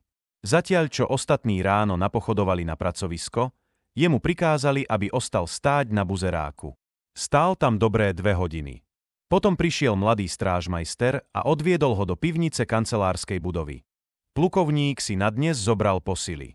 Dvojica v čiernych oblekoch a tmavomodrých košeliach ho posadila na stoličku a ruky mu spútala za operadlom. A začali ho presviečať. Hej, bola, sucho prisvedčil Farkaš. Aby si vedel, že kvôli tvojej tvádohlavosti budú tôpieť aj ostatní. Dvojici mužov, ktorí si medzi tým povyzliekali saká, naznačil, aby pokračovali vo výsluchu. Tak hovor, ty sviňa, kde je cirkevné zlato? Zrúkol naňho ten vyšší. Na pravú časť väzňovej tváre dopadla zovretá pesť. Kôvavý chuchvalec odletel na šedú omietku miestnosti. Jaké zlato? Čo za zlato? To stále spomínate? Krútil hlavou väzeň. Vám muselo načisto preskočiť, ja predsa žiadne zlato nemám. Do Boha, Fero, dávaj pozor. Podráždene zašomral nižší z dvojice vypočúvajúcich, ktorému niekoľko kvapiek kôvy dopadlo na modrú košeľu. Kurva, zase to nepôjde vyprať. Prepáč, nechcel som, previnilo sa zatváril ten vyšší. Na budúce si už zoberieme plášte, však, šéfe. Budete musieť, bez záujmu prisvedčil Farkaš. Chlapci majú pravdu. Malá miestnosť v suteréne, ktorú mu k výsluchu poskytol náčelník Pecka, sa ani zďaleka nepribližuje vypočúvacím miestnostiam, ktoré sú zriadené vo všetkých krajských väzobných väzniciach. Tu môžu väzňa akurát tak posadiť na rozheganú drevenú stoličku a mlátiť ho hlava nehlava. Ale na tohto zemôda to zrejme stačiť nebude. Vyzerá ako odolný bastard. Na budúce by mali zobrať aj vypočúvacie pomôcky. Možno elektrické topánky. Tie doposiaľ prinútili hovoriť každého. Okrem súdruha Husťáka. Keď pred mesiacom odchádzal z kancelárie náčelníka tábora, uvedomil si, že do veci bude musieť niekoho zasvetiť. Jednak by sám nezvládol samotné vypočúvanie a jednak si nevedel predstaviť, že by sám hľadal ukryté zlato. O cirkevnom zlate povedal 2 najspoľahlivejším chlapom z oddelenia. Ferovi Skokanovi a Jurajovi Mokráňovi. Obaja mu preukázali neoceniteľné služby pri tých najnáročnejších prípadoch. Bol si istý, že bez akéhokoľvek zaváhania prikývnu aj teraz. Sľúbil im, že pokiaľ by sa naozaj dostali k cirkevnému zlatu, čaká ich povýšenie, štedrá finančná odmena a možno aj vysoká riadiaca funkcia na niektorej z krajských správ štátnej bezpečnosti. A kto by odolal pokušeniu, že bude vysokým funkcionárom tajnej služby Ľudovodemokratickej republiky. Obaja nadšene odprajsahali, že urobia všetko, čo bude v ich silách. Farkaš o tom vôbec nepochyboval. Keď mu pomôžu nájsť zlato, odmena ich neminie. Guľka do čela. Aby sa nikdy nikto nedozvedel, kam zmizol Peter Farkaš, aké bohatstvo si so sebou odniesol. A zoberieme aj topánky. Po chvíli sa prebral zo zamyslenia. Na tohto odkundesa musíme použiť tie najťažšie kalibre. Zlovestne sa pousmial a nahol sa k väzňovi na stoličke. A žiadny mesiac času teraz nedostaneš. Kamarát. Budúci týždeň sme tu zas. Potiahol z cigarety a kúdol dymu mu vyfúkol do tváre. Buď sa priznáš, alebo ťa zaživa uškvaríme. Kapitola 37. K Mareka Tomka je škoda. Veľká škoda. Bol to skvelý človek. Precítene riekol generál Janák a ticho si odkašľal. Ja som ho nepoznal tak dobre ako ty, ale aj mne sa javil ako výnimočný človek. Šepol Kočiš a pokúsil sa potlačiť ešte silnejšie. Dnešná obedňajšia hrachová kaša sa mu prilepila v črevách a nechce von za žiadnu cenu. Keď sa jej nezbaví, bude mať celú noc vetry. A to by ozaj nerád. Najmä teraz, keď sa po smúti otca Tomka presťahoval na zadný dvoják, nad arcibiskupa Jastraba. A oproti na vôchnej posteli spí práve Janák. Čo by si o ňom pomysleli, keby celú noc pôdel? Do večierky ostávala posledná štvrťhodinka, keď sa rozhodol, že to ešte skúsi. Generál Janák sa prekvapivo pridal, vraj si tiež potrebuje uľaviť. Obišli baraky a zasadli do boxov drevenej latríny, hneď vedľa seba. Jednotlivé boxy boli od seba oddelené len akousi mriežkou z tenkých latiek, a tak záchody poskytovali ideálne miesto na dôverný rozhovor. Nie veľmi príjemný, ale dôverný. Dohá. Do Boha. Konečné. Zetáfučal Kočiš. Už som myslel, že budem spať vonku. Prečo vonku? Aby ste necítil tú hrachovú kašu, povedal zahambene. Prosím ťa, Dano, nie sme predsa v Interhoteli, ľahostajne odvrkol Janák. Dáš si cigaretu. Máš pri sebe. Omnia mea mecume porto. Cez riedku drevenú mriežku mu podával balenú cigaretu. Čože? Všetko dôležité mám vždy pri sebe. Generál škôtol zápalkou a obom pripálil. Ty vieš latinsky? Spomenul si na latinské veršíky zo strednej školy. Nie, na čo by mi to bolo? Je to mietví jazyk, ticho odvetil. Len mi v hlave ostalo zo pár citátov. Ale vieš po anglicky. Však. Počul som, ako učíš chlapcov z baraku. Anglicky, francúzsky, nemecky, rusky a trocha taliansky. Generál silno potiahol. V tme bolo vidieť len žeravý koniec cigarety. Ale momentálne sú to pre mňa tiež mietve jazyky. Nezúfaj, Gasty, veď tu nebudeme skapínať na veky, nie celkom presvedčivo ho povzbudzoval Kočiš. Skôr či neskôr sa odtiaľto dostaneš a zas bude všetko v poriadku. V poriadku. Zasypel. Mal pocit, že si z neho uťahuje. Vlastne máš pravdu, šepol rezignovane. Nič nebude v poriadku. Možno už nikdy. Prečo si bol pred 5 týždňami u náčelníka? Generál nečakane zmenil tému. A predvčerom opäť. Kočiš máčal. Tuho premýšľal. To, že bol u Peku, vedeli určite všetci. Veď ho koniec koncov aj všetci videli, v akom stave sa naposledy vrátil z kancelárskej budovy. Mohol by sa vyhovoriť, že sa ho náčelník snažil získať za bonzáka, aby donášal na ostatných a pomáhal kápovi Ruskovi. To by určite znelo dôveryhodne. Veď je jedným z mála nepolitických. Ale ak Janák vie aj o plukovníkovi v čiernom plášti, pokojne ho mohol vidieť niektorý z muklov. Nechala si ma tam predvolať nejaká vyšetrovateľská sviňa z hlavného mesta. Ticho zetáfučal. Hé, prekvapene zvýšil hlas. Myslel si, že bude vymýšľať. Vedel, že pred 5 týždňami zastavilo pred kancelárskou budovou veľké čierne auto. A v zápätí na to tam predviedli Kočiša. A pred týždňom za ním prišli zas. Dokonca traja v tmavých oblekoch. Musí sa jednať o niečo zvlášť dôležité, keď sa za ním trepali až z Prahy. A čo od teba chceli? Kočiš opäť máčal. Tu ho potiahol z cigarety. Žeravý koniec blikol v tme latríny. Poznáš Gabriela Husťáka? Samozrejme. Bývalý minister vnútra a zahraničných vecí. A jediný človek, ktorý v tom procese s komunistami neodvisol, narýchlo si vymýšľal Kočiš. Viem, jedine tej svini sa podarilo zachrániť si kôk, zavrčal generál. Nie je on taký, šepol Kočiš. Chodili sme spolu na strednú, keby sa nedal ku komunistom, bol by to slušný človek. Ale on sa dal ku komunistom. Chápeš? On sa slobodne rozhodol, že sa bude podieľať na zotročení a zapredaní našej krajiny bolševikom. Ja si máš pravdu, zauvažoval Kočiš. Ale je to aj tak jedno. Tí muži odo mňa chceli, aby som proti nemu svedčil. Omieľali niečo o partizánoch, o zrade, o podlosti. Obaja chvíľu máčali. Kočiš si uvedomil, že výhovorka, ktorú na pochytre vymyslel, pokojne mohla byť pravdivá. Veď sa s Gebím počas vojny pravidelne stretával. Vyšetrovatelia ho mohli pokojne použiť ako svedka proti nemu. Janák váhal. Ako si sa mu to nezdalo? Že by mal akýsi väzeň svedčiť proti vysoko postavenému pohlavárovi? A ešte k tomu bývalý prevádzač a pašerák. Spomenul si na procesy s vojakmi, aj na svoj proces. Na tie výmysly, falošné svedectvá, výpovede ľudí, ktorých v živote nevidel. Komunisti sú schopní všetkého, im je všetko jedno. Podľa toho, v akom stave si prišiel z výsluchu, si zrejme spoluprácu odmietol, skonštatoval generál. Samozrejme, že odmietol, nebudem predsa svedčiť proti kamarátovi. Zvýšil hlas. Na chvíľu uveril, že od neho naozaj chceli svedectvo voči Gabimu. Čo svedčiť? Klamať.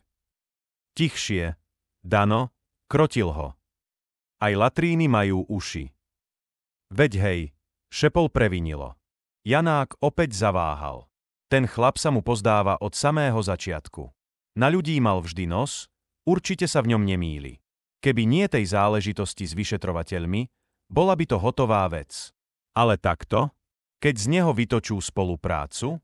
Alebo ho znesú zo sveta? Čo potom? Potom je v riti celý ich plán aj 18-mesačné snaženie. Na druhej strane, práve pocit ohrozenia môže byť pre neho najsilnejším motívom. Tak či tak, už o tom hlasovali. 4 boli za, 2 proti a továrnik Kmotrík sa nevedel vyjadriť. Náhradou za zosnulého Mareka Tomka sa stane Daniel Kočiš. Ty chceš odtiaľto utiecť. Však, čo najtichšie šepol Janák. Čože, ja prečo? Všímam si ťa od chvíle, čo si sem prišiel, opatrne pokračoval. Zaujímal si sa o ten plot, pýtal si sa na výzbroj, na psov, na strážne stanovištia. Všetko si pozorne prezeráš.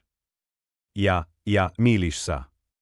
Pozri, Dano, nebudeme sa hrať na slepú babu, rozhodne predsedil. Robil si prevádzača a pašeráka, vyznáš sa v teréne, máš skvelú kondičku a odhodlanie. Bol by si hlupák, keby si to neskúsil. Chvíľu máčali. Cez plot to nepôjde. Ver mi, Janák stúčil ruku do riedkej drevenej mriežky. Nahmatal Kočišovu ruku a pevne mu zovrel dlaň. Dano, sám to nedokážeš. A kadiaľ, keď nie cez plot. Vyháklo z neho afektovanie. Prebral už všetky možnosti, ktoré pripadali v úvahu. Vlak, automobily privážajúce rudu, samopal a prestrieľanie sa z tábora. Nič nebolo reálne. Ostával iba ten plot. Akú inú možnosť mu môže generál ponúknuť? Tunelom. Z tábora sa dá dostať jedine tunelom. Kapitola 38. Ja aj tak tomu nemôžem uveriť, že vás dala dokopy náhoda. Krútil hlavou Kočiš a tvár si utieral do rukáva pracovnej košele. Že ste do tábora prišli v jeden deň a ste tu spolu už 22 mesiacov. A rok a pol už kopete cestu ku slobode. K Marek Tomko vždy vravieval, že je to vôľa Božia. Posmiel sa arcibiskup Jastrab a čiapkou si čistil zaprášené nohavice. Že Pán chce, aby sme ušli z tohto pekla na západ a tam všetkým porozprávali, aký je toto raj na zemi. Len aby sme teraz nezačali odpadávať ako muchy jeden za druhým, zahundral inžinier Nistor. Mám také zlé tušenie, že práve tých 22 mesiacov je doba, kedy sa naplno prejaví toto svinstvo. Zaprášenú čiapku obúchal o koleno a utrel si ňou z tváre vôstvu prachu. Veď sa len pozrite, ako sa naši dobrodinci zo Sovietskeho zväzu snažia zmerať, či je vôbec prípustné tadeto pobehovať. Ukázal von oknom smerom ku kopám nespracovanej rudy, popri ktorých pobehovali dvaja muži v dlhých gumených plášťoch a akými si prístrojmi sa dotýkali narúbanej horniny. Myslíš, že práve 22 mesiacov by mohlo byť zlomových, že je to pomyselná hranica, kedy naplno prepuknú zdravotné ťažkosti? Neskrýval obavy generál Janák, ktorý stál uprostred sita a opieral sa o ťažký drevený drúg, ktorým rozbíjal veľké kusy rudy. Pripaľoval si cigaretu. Len Boh vie, kde je tá pomyselná hranica, rozhodil rukami Nistor. My sme skúmali využitie jadra na vojenské účely a nie jeho vplyv na zdravie človeka. Ale podľa toho, ako sa Rusáci chránia a pravidelne to tu merajú, to pokojne môže byť tak. To by sme si mali s kopaním pohnúť. Zo sita nad nimi sa do rozhovoru zapojil doktor práv Martin Kuchta, ktorý kľačal na kovových okách a počúval debatu prebiehajúcu pod ním. Aj tak sme stratili takmer mesiac tým, no veď viete, keď Mareka odviezli preč. Ale teraz sme zas v plnej zostave a môžeme pokračovať. Odhodlane povedal Jastrab a pozrel na Kočiša. Však, Daniel, však nám pomôžeš dostať sa odtiaľto? On hlasoval proti zasveteniu Kočiša do ich tajomstva. Navrhoval, aby ešte počkali. Možno sa objaví vhodnejší kandidát. Neveril človeku, o ktorého sa zaujímajú vyšetrovatelia. Ich metódy zažil na vlastnej koži. Neexistuje človek, ktorý by im odolal. Vaša ctihodnosť, Kočiš sa zatváril urazene. Cítil, že arcibiskup mu nedôveruje. Priložil si ruku na prsia. Aj keby som mal ten tunel dokončiť sám, dostanem sa von. Všetci sa dostaneme vonku. Paradoxne práve prašná väža, najnáročnejšia prevádzka na celkom pracovisku, bola jediným miestom, kde sa mohla skupina väzňov dôverne pozhovárať. Predtým, ako sa prešlo na mletie rudy inej kvality, muselo sa celé dgviace zariadenie dôkladne vyčistiť. Vypol sa mlyn, vypol sa prepravník vyvážajúci pomletú rudu na barelovaciu väžu, zastavili sa vozíky s rudou, aj vozíky prepravujúce naplnené barely do skladu. Pracovisko takmer zmýklo a väčšina väzňov si mohla na štvižď hodinku vydýchnuť. Dvakrát, niekedy aj trikrát denne. Na prašnej väži si prestávku mohli užiť dokonca o 5 minút dlhšie, kým sa ruda inej kvality dostala z mlyna až k ním. A zhoda náhod pred 22 mesiacmi zaviala na prašnú väžu 8 väzňov, ktorí vymenili partiu nemeckých vojnových zajatcov. Generál letectva Gustav Janák, arcibiskup Štefan Jastrab, fyzik Vladimír Nistor, rímskokatolícky kňaz Igor Kucej, továrnik Juraj Kmotrík, poslanec parlamentu za demokratickú stranu doktor práv Martin Kuchta, predstavený kláštora dominikánov František Stoklasa a rímskokatolícky kňaz Marek Tomko sa zblížili natoľko, že sa rozhodli spoločnými silami vykopať tunel a uísť. Postupne sa všetci presťahovali na barak 4, do izby 3, kde zabrali 4 dvojité postele v zadnej časti miestnosti. Od zadnej steny baraku k vnútornému oploteniu to bolo 12 metrov, 2 metre predstavovalo ostreľované pásmo a ďalších 6 metrov bolo potrebných k pôvavým kríkom vedľa tábora. Inžinier Nistor všetko prepočítal. Tunel bude široký 70 x 70 cm a dlhý 20 metrov. Musia vykopať 10 kubíkov zeminy. Vo vedre, ktoré slúži na nočné vykonávanie potreby, dokážu vyniesť 0,020 kubíka zeminy. Musia vyniesť 500 vedier. Vykopanie cesty na slobodu by im nemalo trvať dlhšie ako 2 roky. To si povedali pred 18 mesiacmi, keď sa definitívne rozhodli, že sa pokúsia o útek. Tresty 8 mužov činili spolu 147 rokov. Najnižší trest mal továrnik Kmotrík, 12 rokov za napomáhanie nepriateľovi. Najvyšší páter Stoklasa, 27 rokov za dôžanie zbraní a prípravu ozbrojeného prevratu. Všetci boli nevinní. A práve pocit, že sú nevinní, ich primel k tomu, že si navzájom prisľúbili dôveru a pomoc, ktorá ich dostane na slobodu. Chlapi, o chvíľu končí prestávka, upozornil ich generál. Už zapli mlyn. Cez veľké obdržníkové otvory v stenách k ním doliehalo rinčanie dzviacich valcov. Vozík s rudou sa vysype do mlyna a o 3 minúty už dvojica väzňov tlačí iný vozík k prepravníku. Pomletú rudu vyhádžu na pás a odtiaľ sa sype na kovové sito, na ktorom stojí štvorica väzňov. V hustých kúdoloch prachu dozerajú na to, aby väčšie kusy rudy, ktoré neprepadnú sitom, nezablokovali celý proces barelovania. Ťažkými drevenými kijakmi pobehujú po site a trieskajú do hrúd, ktoré sa rozpadnú a preletia sitom. Dolu pod nimi robí štvorica väzňov to isté. Aj Daniel Kočiš dôží v rukách drevený klád a mláti do väčších kusov rudy, ktorá padá dolu do násypníka a odtiaľ do barelov, v ktorých sa dopraví až do Sovietskeho zväzu, kde sa premení na najničivejšie zbrane, aké kedy svet poznal. Kapitola 39. Generál Janák pevne zvieral malé opotrebované dlátko a divoním škriabal po čiernej skale, ktorá zrazu vykukla spod hliny. Až doteraz mu to išlo celkom dobre. Má už viac ako polovicu vedra. Ale táto skala bude nad jeho sily. Nástroj je už celkom tupý a sotva urobí plitké ryhy. Ním už skalu nerozbije. Ale mohol by sa pokúsiť ju obkopať. To by však riskoval odklonenie zvyšku tunela. Nistor ich všetkých upozornil, že odklon o pár centimetrov môže na konci predstavovať meter. Aby neboli prekvapení, že namiesto do kríkov vylezú pár metrov od strážnej veže. Nie, nebude riskovať. Zajtra v práci sekáčik nabrúsi a skalu rozseknú. Baterku pred sebou posunul celkom blízko ku čiernemu kameňu, ktorý mu pripomínal uranit. Dotkol sa hladkej chladnej skaly. Nie je to uránová ruda. Je to niečo iné, niečo tvôčie. Možno Nistor bude vedieť. Nakoniec, aj tak je to jedno.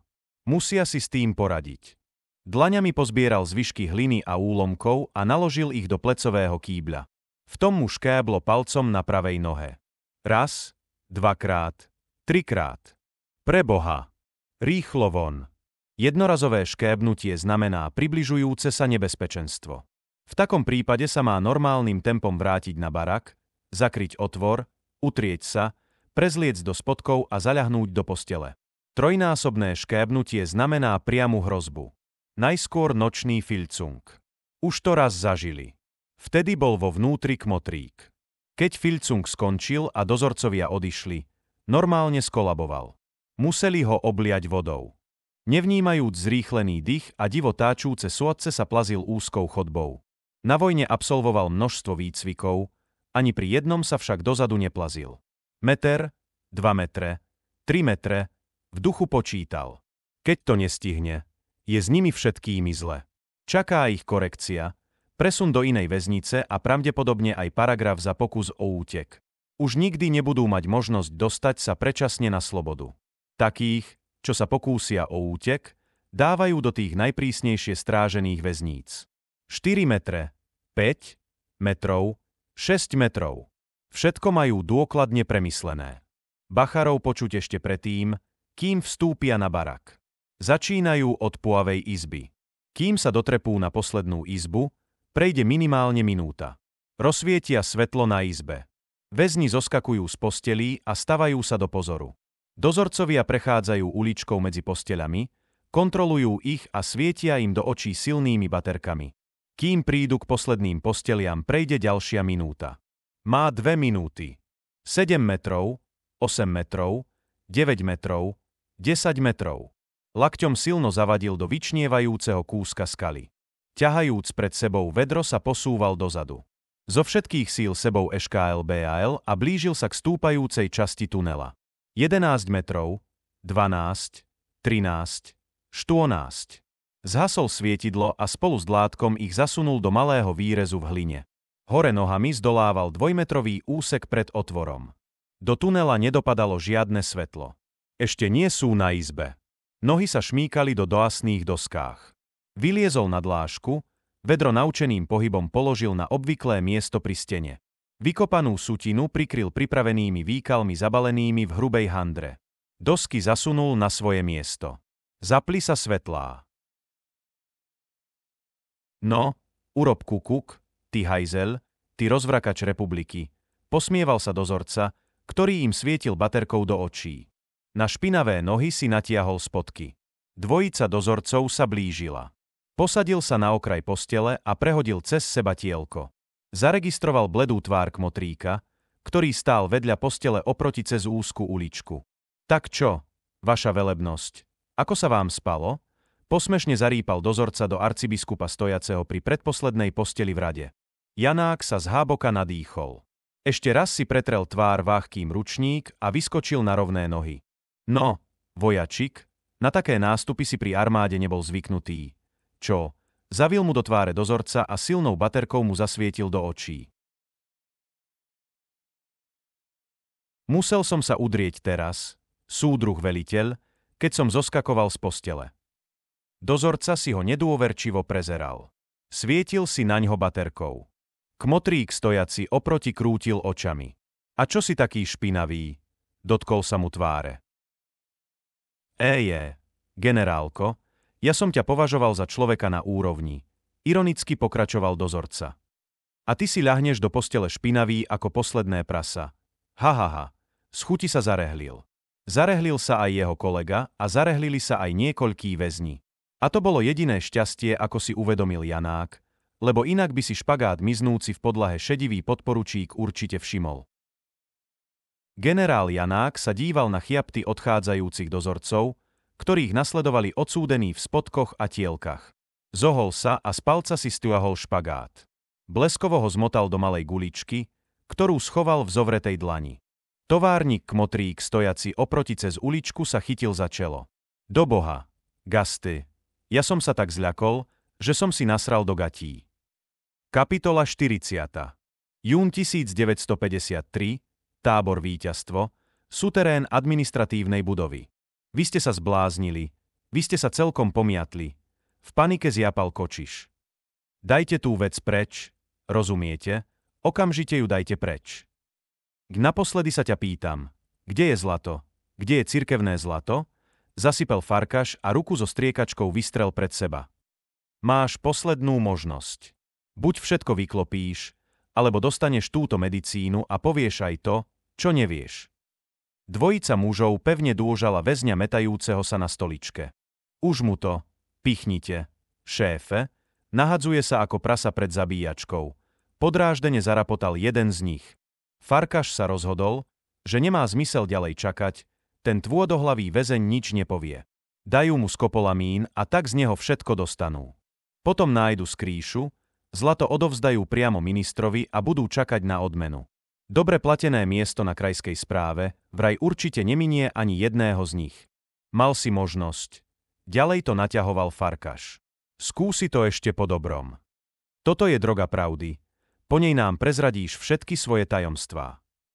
Skopolamín je síce účinné svinstvo, ale neúčinkuje na každého. Niektorí ľudia po nej začnú produkovať akési fantázie a bludy, rapocú samé nezmysly. Nechával si ju až ako poslednú možnosť. Situácia je však vážna. V Moskve začali zatýkať popredných predstaviteľov NKVD a hoci ho Chazarov ubezpečil, že sa nemá čoho báť, je posledné 2 týždne ako na ihlách. A keď sa dozvedel, že armádne velenie zatklo samotného Beriu, rozhodol sa konať.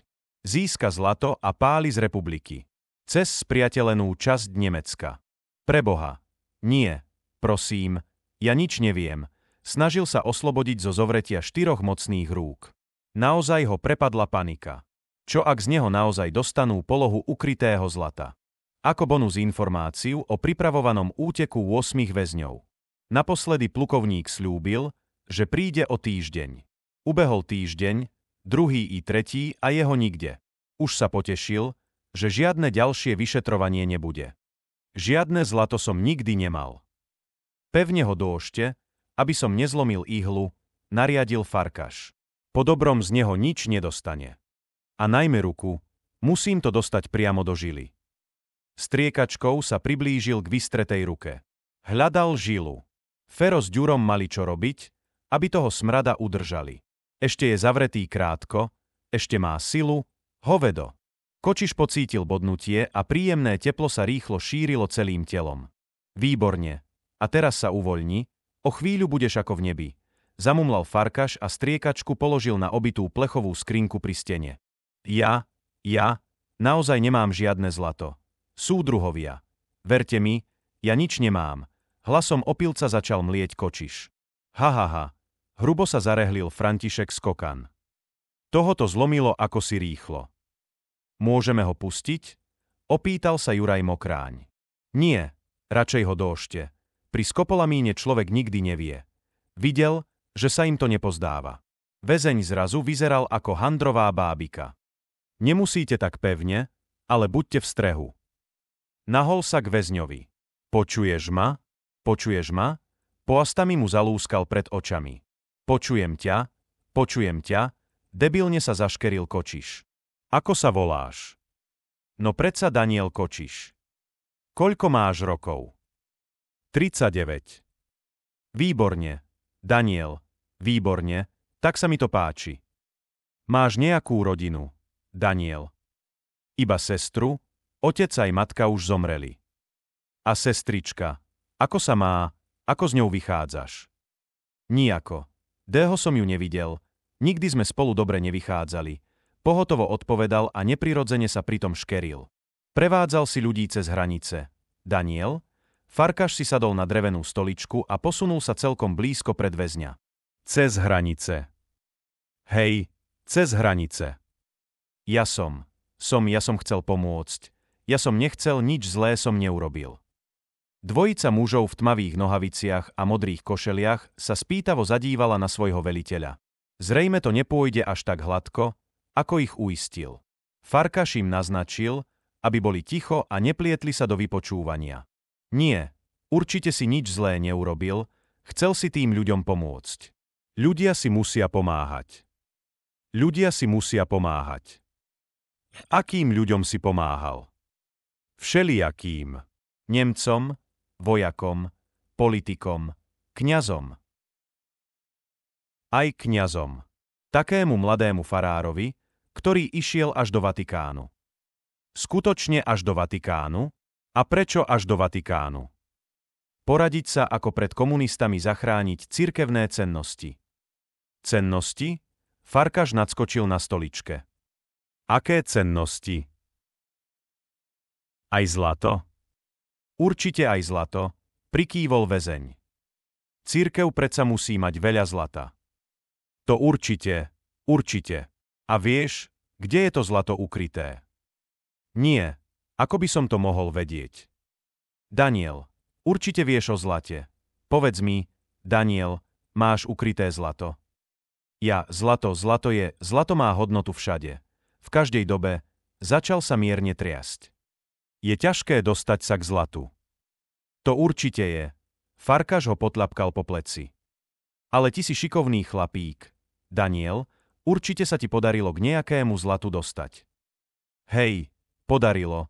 Naširoko sa usmial. Nie som hlupák. Vždy som myslel na zadné dvierka. Presne tak, nevyfúkol, opäť sa naširoko usmial. Kapitán František Skokan, najspoľahlivejší Farkašov pomocník, ostal na okamih absolútne paralizovaný. Po 3 sekundách však schmatol drevenú stoličku a celou silou ovalil Kočiša po hlave. Väzeň nevládne odkvakol na špinavú betónovú podlahu. Ty si teda kokot. Fero, už som to z neho mohol dostať. Osopil sa na ňo Farkaš, keď sa otriasol z nečakaného útoku a díval sa na nehybného väzňa. Súdruh plukovník, keď sa preberie, dáme mu druhú dávku, previnilo krivil ústa. Tak, čo teraz? Ticho sa opýtal Mokráň, stále zaskočený z reakcie väzňa.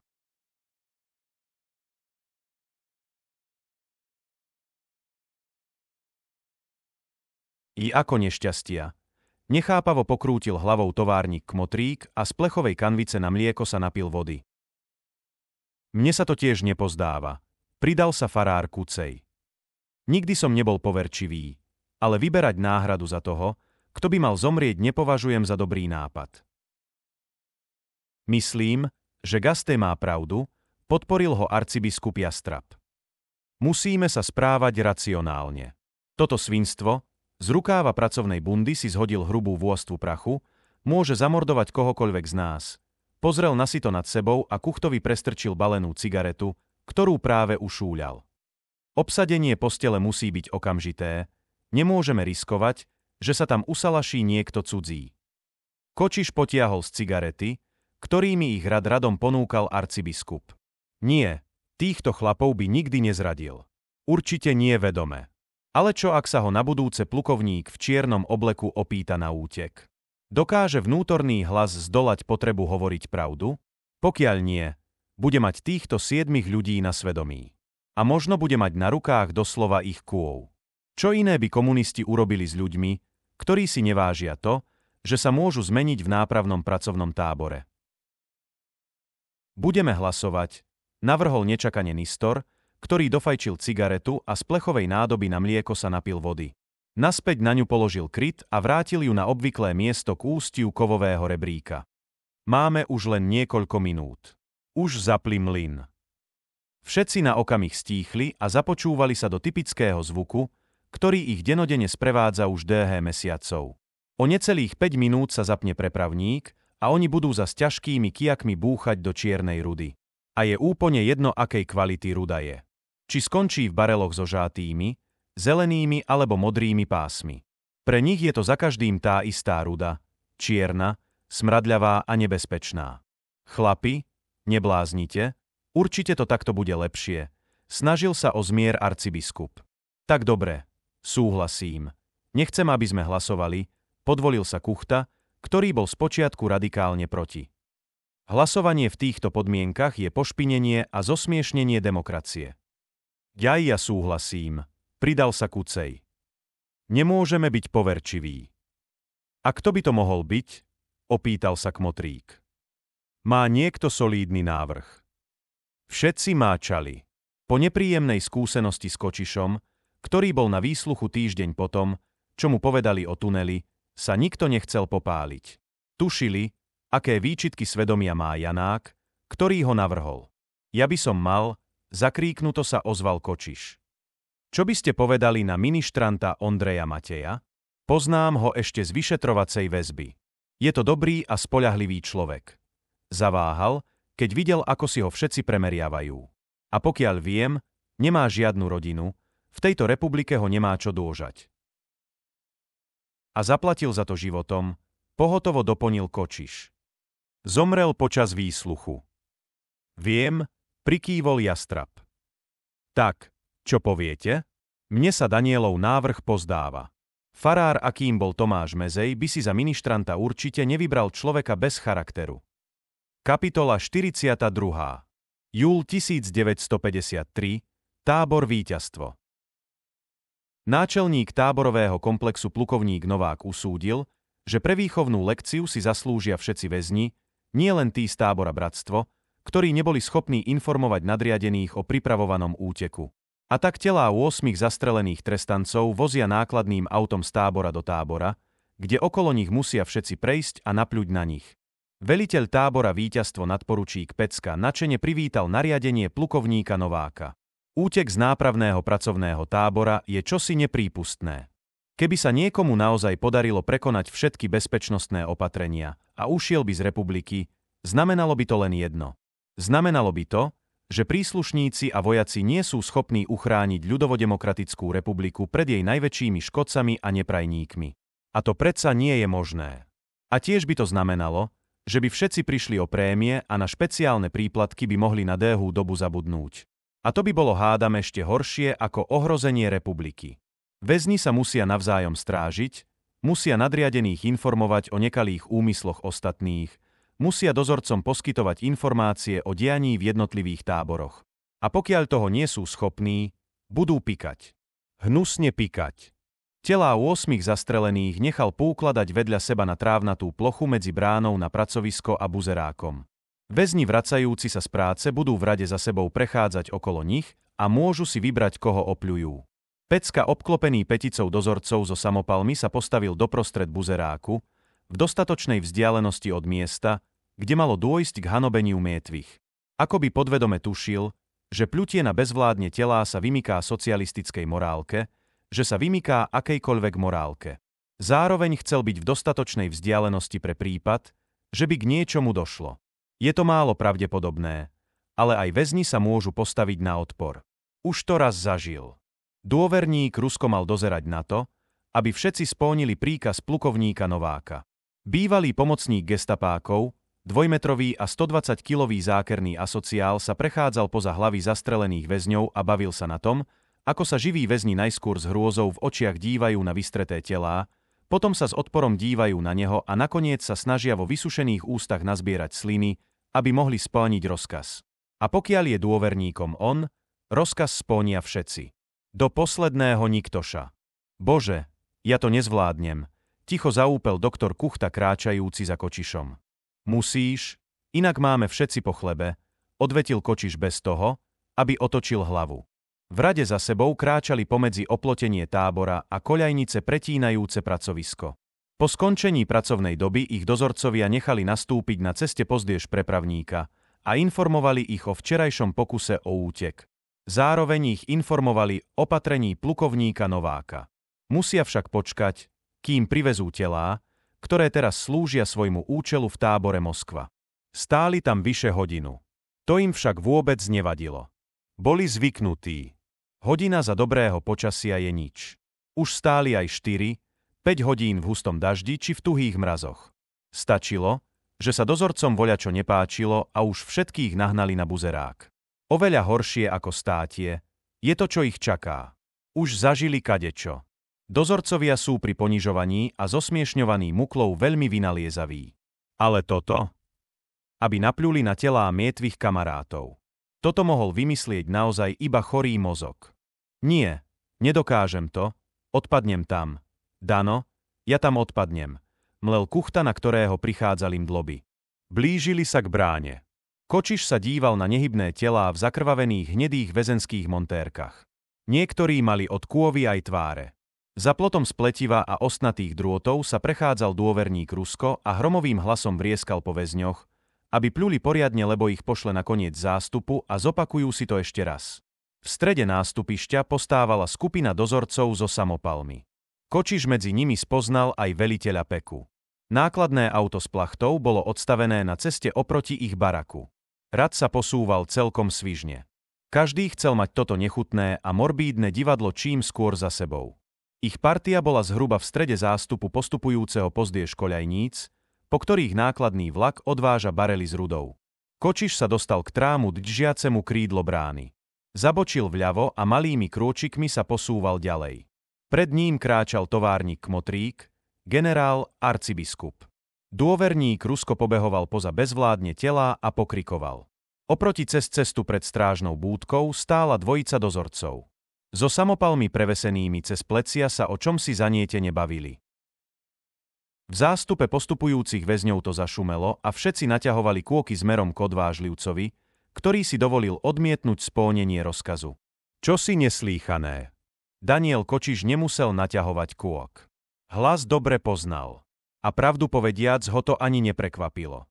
Sotva sa nájde sila, ktorá arcibiskupa Jastraba prinúti pľuť na ľudí. A ešte na mietvych. Rozumel, mierne sa chvejúcim hlasom prikývol Jastrab, ktorý nehybne stál nad poavým telom. Rozumel, ale neurobím to, rozhodne zopakoval a vystrel sa. Nikdy nebudem hanobiť mietvych. Čože, čo si to dovoluješ? Ty sviňa, zasypel Rusko a načiahol mohutnú pažu. Arcibiskup sa mierne prikrčil a vystrel ruky na obranu. Povetrím zasvišťalo a dôverníkova päsť dopadla na predlaktia brániaceho sa kňaza.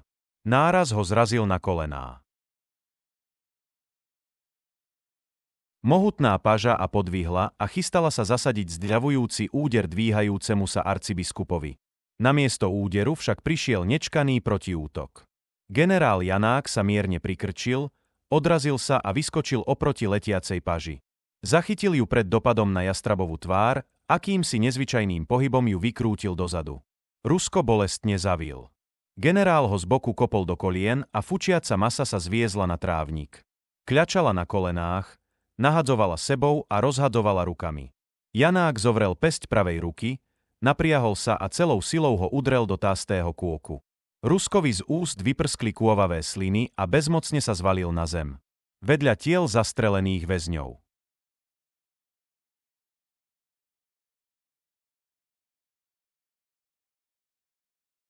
K veru pridal sa Stoklasa. Pľuť na mietvych je azda ešte horšie ako samotná vražda. A nepi toľko, podráždene pokračoval Janák. Vodu nám vymenia zas ráno, musí nám do zajtra vydržať. Nekop do toho úbohého zvieraťa, pokojným hlasom ho upozornil Kucej. Boh sa na všetko pozerá. Všetko nám zráta. Nastalo ticho. Nie všetci si dokázali pozháňať sucháre a konzervy. Hlad dohnal skupinku nováčikov z baraku 2 k neuváženému skutku. V noci sa prikradli ku kotercu s dvojicou služobných psov, ktorým dali v kúsku suchej salámy zožrať prášky na spanie. Keď psiská odkvekli, podrezali im hoadlá a stiahli ich z kože. Mäso si upiekli v sklade na kuse plechu, ktorý nahrievali plynovým horákom. To, čo zo psov ostalo, nahádzali do latrín. Vyšetrenie incidentu tuavalo dozorcom asi hodinu. Keď na druhý deň ráno zistili, že psi zmizli, začali s vypočúvaním. Zrejme mali na baraku 2 informátora, lebo k latrínam išli naisto.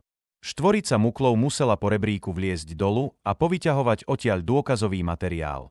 Pecka zúril.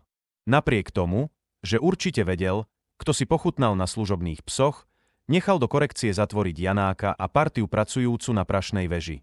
A do betónovej kopky im nechal hodiť aj mietvého psa, ktorého na jeho príkaz zastrelili dozorcovia. Všetci boli presvedčení, že je to pomsta za arcibiskupovo a Janákovo vystúpenie pred 2 týždňami. Chcete si niekto ľahnúť? Máčanie prerušil Kočiš, ktorý vstal z deky položenej na špinavej betónovej podlahe. V korekcii boli 7. Pri ležaní sa museli striedať. Jeden ležal, ostatní stáli alebo kľačali. Tá podlaha celkom dobre chladí. Ostatní stále máčali. Nemali by sme sa hádať, bratia, zmierlivo navrhol Stoklasa. Je toho v poslednom čase veľa, ale musíme vydržať. Len v trpezlivosti tkvie naše víťazstvo. A my zvíťazíme, rozhodne dodal Janák. Tie kurvy červené sa spoliehajú práve na to, že nás poštvú jedného proti druhému. Oni si vôbec nepripúšťajú, že by sme mohli dôžať spolu. Myslia si, že nás zlomili, že nikto z nás sa im už nikdy nevzoprie, pridal sa Nistor. Prepáč, Igor, ja som to tak nemyslel, pokorne zo seba súkal Kmotrík. Keby nebolo Boha a viery, tak sa v tejto zasranej krajiny nie o čo oprieť. Aj mňa to môzí. Je to pre nás všetkých veľká skúška. Pokýval Kucej holou hlavou. Poďme si zaspievať, chlapi, nečakane nevrhol Kočiš. Tú americkú. Čo chvíľa tu budú chlapci z USA. To nám bude zase bude hej. Zanútil farár Kucej. Donesú nám voľnosť, nádej, žuvačky a červené svine dostanú kopačky. Spontáne sa pridali ostatní. Bujarý spev po chvíli prerušilo zaškrípanie ťažkých celových dverí. Okamžite si nastúpte pred korekciu, zavelil zamračený dozorca, ktorý nakúkol do cely. Boha, to je smrad na odpadnutie, dlaňou si zakryl ústa. 7 väzni sa zoradili na betónovej ploche pred korekciou.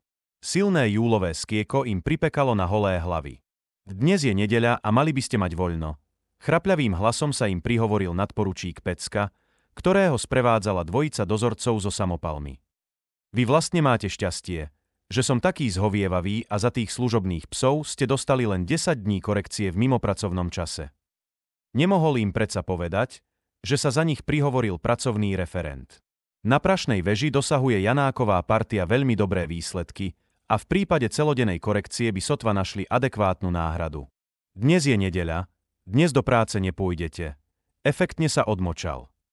Nakoľko však naše zariadenie ponúka pestrý program kultúrnych a športových aktivít, rozhodol som sa, že sa ich budú zúčastňovať aj väzni v korekcii. Nastúpení väzni naňho nechápavo vyvalili oči. Z korekcie sa nikdy na žiadne aktivity okrem práce nepredvádzalo. Budete mať taký športový deň, škodoradosne pokračoval Pecka. A začneme behom okolo buzeráku, rukou ukázal na nedaleké nástupište. Okrem neho Poast namieril na Kočiša. Musí sa s tým väzňom pozhovárať. Musí sa ho na to opýtať. Možno bude vedieť, čo je s plukovníkom. Sľúbil mu dobré miesto na ministerstve. Konečne sa dostane z tejto zavšivenej diery. Plukovník Farkaš sa však už niekoľko týždňov neozval. Keď tu bol naposledy, Uistil ho, že na druhý deň príde zas. Odvtedy sa neukázal, ani neozval. Možno ho oklamal. Možno z väzňa dostal, čo potreboval a naňho sa vykašľal. To určite nie. Veď sem chodieval aj predtým. Síce nie tak často, ale pravidelne. Voľačo sa muselo stať.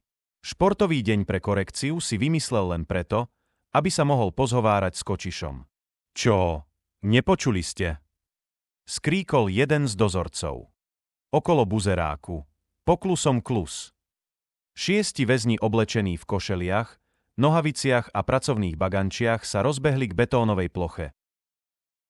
Ja, myslím, súdruh nadporučík, že sme všetci pochopili, snažil sa rýchlo vynájsť. Tušil, o čom sa s ním chce Pecka baviť. Všetci sme pochopili, čo si môžeme a čo nemôžeme dovoľovať. Podobná situácia ako naposledy sa už nikdy nebude opakovať. Súdruh veliteľ čakal reakciu. Sám vidíte aj cítite, že ten pes začína poriadne smédieť. Jeho ďalší pobyt na korekcii už nie je potrebný. Svoj účel splnil, rezignovane sklonil hlavu. Tak ako to bachári majú radi. Uvidíme, neurčito šomral Pecka a zadíval sa na buzerák. Odsúdení poslušne klusali okolo nástupišťa. Služobnú čapicu si zasunul nižšie do čela. Tak, aby mu šilt chránil oči pred skiekom. Ten plukovník, čo s tebou hovoril, ten z hlavného mesta, pokračoval obozretne. Kočiš pokýval hlavou. Dého sa tu neukázal, prísne ho prebodol očami. Už si mu povedal, čo chcel. A je to tu. Čo teraz? Musí vymyslieť niečo neutrálne, aby si Pecka nemohol urobiť žiadny definitívny záver. Aj jemu v hlave vietalo, prečo sa vyšetrovatelia tak Dého neukázali. Pritom naposledy mu odprajsahali, že na druhý deň sú naspäť a vymlátia z neho dušu. Kto vie, čo sa stalo? Určite niečo dôležité, keď o tom nevie ani Pecka. Niečo som mu už povedal. Naznačil, ale zrejme sa ešte zastaví. Vravíš, že sa ešte zastaví, zasvietili mu oči. To rád počujem. A, súdruh náčelník, môžeme už toho psa upratať? Zdalo sa mu, že Pekovi sa po jeho odpovedi zlepšila nálada. Naozaj sme sa už poučili. Kedy vám končí korekcia? Prívetivo sa opýtal. V stredu, súdruh nadporučík. V stredu, vysypal zo seba. Predstava, že by sa zbavili toho neznesiteľného smradu, bola lákavá. Tak teda vravíš v stredu. Kočiš načene prikývol. A to ste naozaj nič nepostrehli? Nezdalo sa Janákovi. Veď to nie je len tak naťahať po kostole drôty. Silno potiahol z cigarety, ktorej žeravý koniec na chvíľu osvetlil box v latríne. Museli to urobiť v noci. Po krátkom váhaní odvetil Ondrej Matej sediaci v boxe vedľa generála. Poviem vám, že keď som to videl počas omše, skutočne som si myslel, že sa stal zázrak.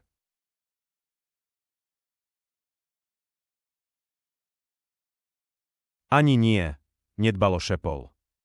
Podpísal som im, čo chceli. Vedel som, že nemá zmysel odporovať. Veru, pán farár Mezej bol vzácny človek. 3 roky som mu pomáhal na fare a robil ministranta. Na chvíľu sa odmočal. Bola to pre mňa veľká rana, z ktorej som sa dodnes nespamätal. A keby sa vyskytla taká možnosť, Janák ešte viac stámil hlas. Taká možnosť, že by si mohol ujsť za hranice a tam bojovať za oslobodenie našej vlasti. Pozri, Ondrej, nebudem ďalej chodiť okolo horúcej kaše. Janák mierne zvýšil hlas. Zdalo sa mu, že chlapec je menej chápavý. Iste vieš, že arcibiskup Jastrab utrpel zlomeniu ruky a už sa sem nevráti. A my potrebujeme zaňho náhradu na Prašnú väžu, pokračoval Kočiš. Išiel by si k nám do partie. Rád, veľmi rád, s vami sa dá tak normálne pozhovárať. Výborne, Ondrej. Zajtra to vybavím u pracovného referenta a od útorka prejdeš z mlyna na väžu. V poriadku? Uisťoval sa Janák. V poriadku. Teším sa z toho. Kapitola 45. Peter Farkaš sa posadil na kraj postele a zadíval sa na obraz oproti.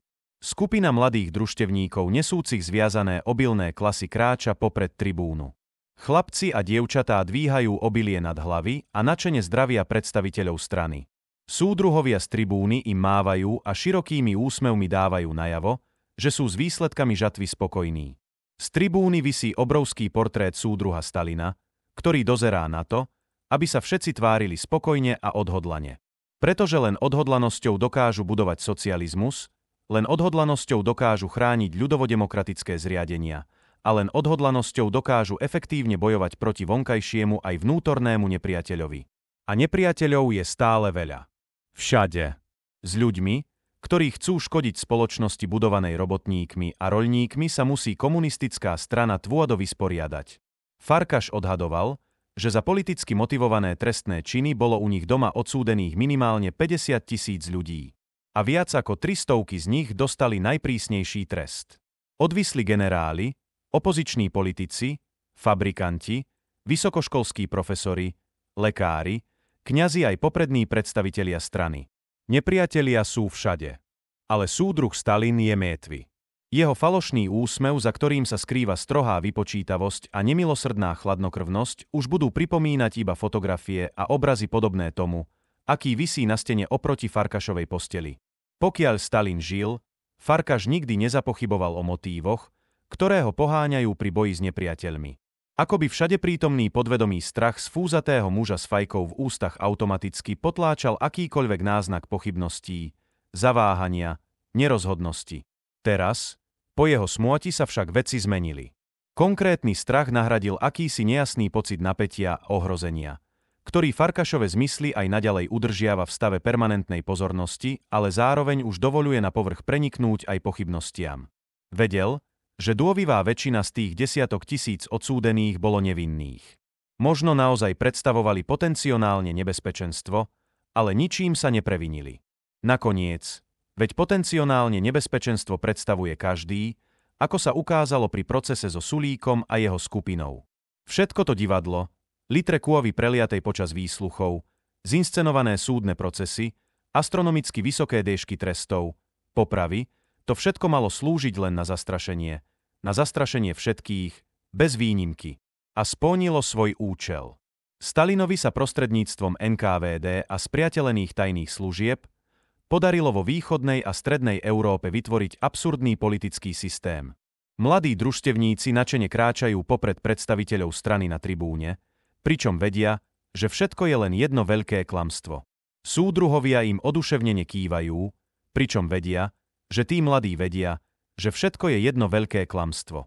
Ľudovodemokratický štát robotníkov a roľníkov je jedno veľké klamstvo.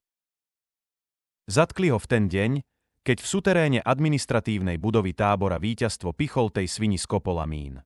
Veľa nechýbalo a dostal by to z neho. Dostal by z neho, kam ukryl cirkevné zlato. Ale čo z toho? Ešte v ten večer si pre neho prišli. Čakali ho pred vchodom do bytového domu. 4 statní chlapi ho zdrapli popod ramená a naložili do auta. 2 noci strávil v cele na sovietskom veľvyslanectve. Potom ho spolu s ďalšími 4 odviezli na letisko. Lietadlo malo medzipristátie vo Varšave, kde pristúpili ďalší 8. Pristáli v Moskve. A odtiaľ autom sem. Do špeciálneho internačného tábora pre ľudí, ktorí sa stali nepohodlnými, ale zas nie natoľko, aby ich bolo nutné zlikvidovať. Vstal z postele a urobil 3 kroky smerom k stolu uprostred izby. Zo sklenej misky si vzal strapec hrozna. Je to tu veľmi pekne zariadené. Taký lepší hotelový štandard. Na dvojposteľovej izbe je s jedným z tých Poliakov, čo pristúpili vo Varšave. A na vedľajšej izbe je ubytovaný Chazarov. Aj nad ním visí veľký otáznik. A otázniky visia nad hlavami všetkých, ktorí podobne ako on, kolega z Poľska či plukovník Chazarov akýmkoľvek spôsobom úzko spolupracovali s vedením NKVD a boli vykonávateľmi Stalinových a Beriových predstáv o budovaní socialistického bratského štátu. Nikto z internovaných však neprejavuje obavy, aspoň nie navonok. Práve naopak, všetci sa snažia vystupovať uvoľnene a priateľsky. Aj to svedčí o tom, že súdruhovia v NKVD si vedia vybrať spoľahlivých a psychicky odolných spolupracovníkov.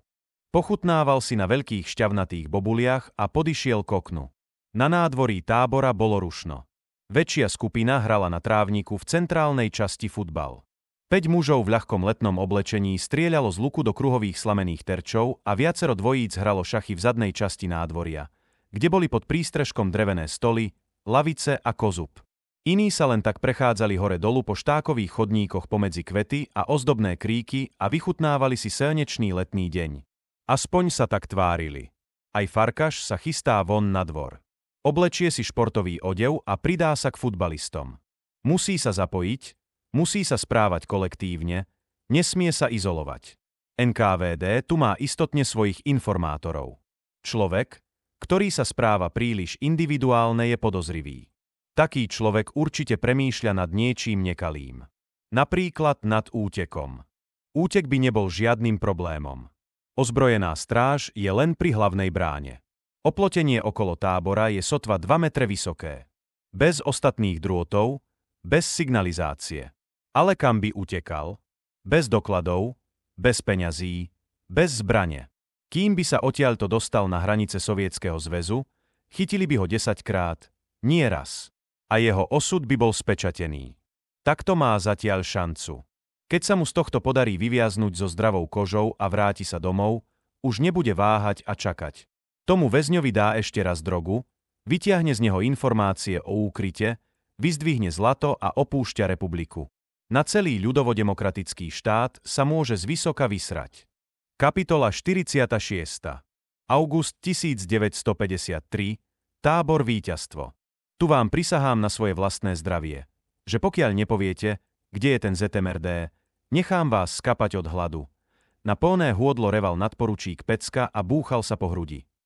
Nechám vás skapať od hladu, z vašich žien nechám urobiť posledné kurvy a z vašich deciek sa stanú zasraní žobráci. Tak kde je, kde sa ukryl? Kam sa zašil?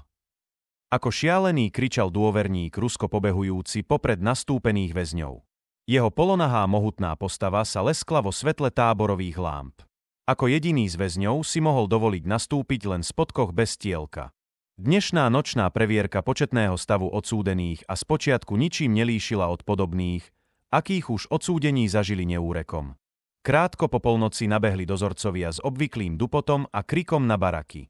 Väzňov vyhnali na buzerák, kde si naučene nastúpili do 4 pochodových formácií. Podľa jednotlivých barakov.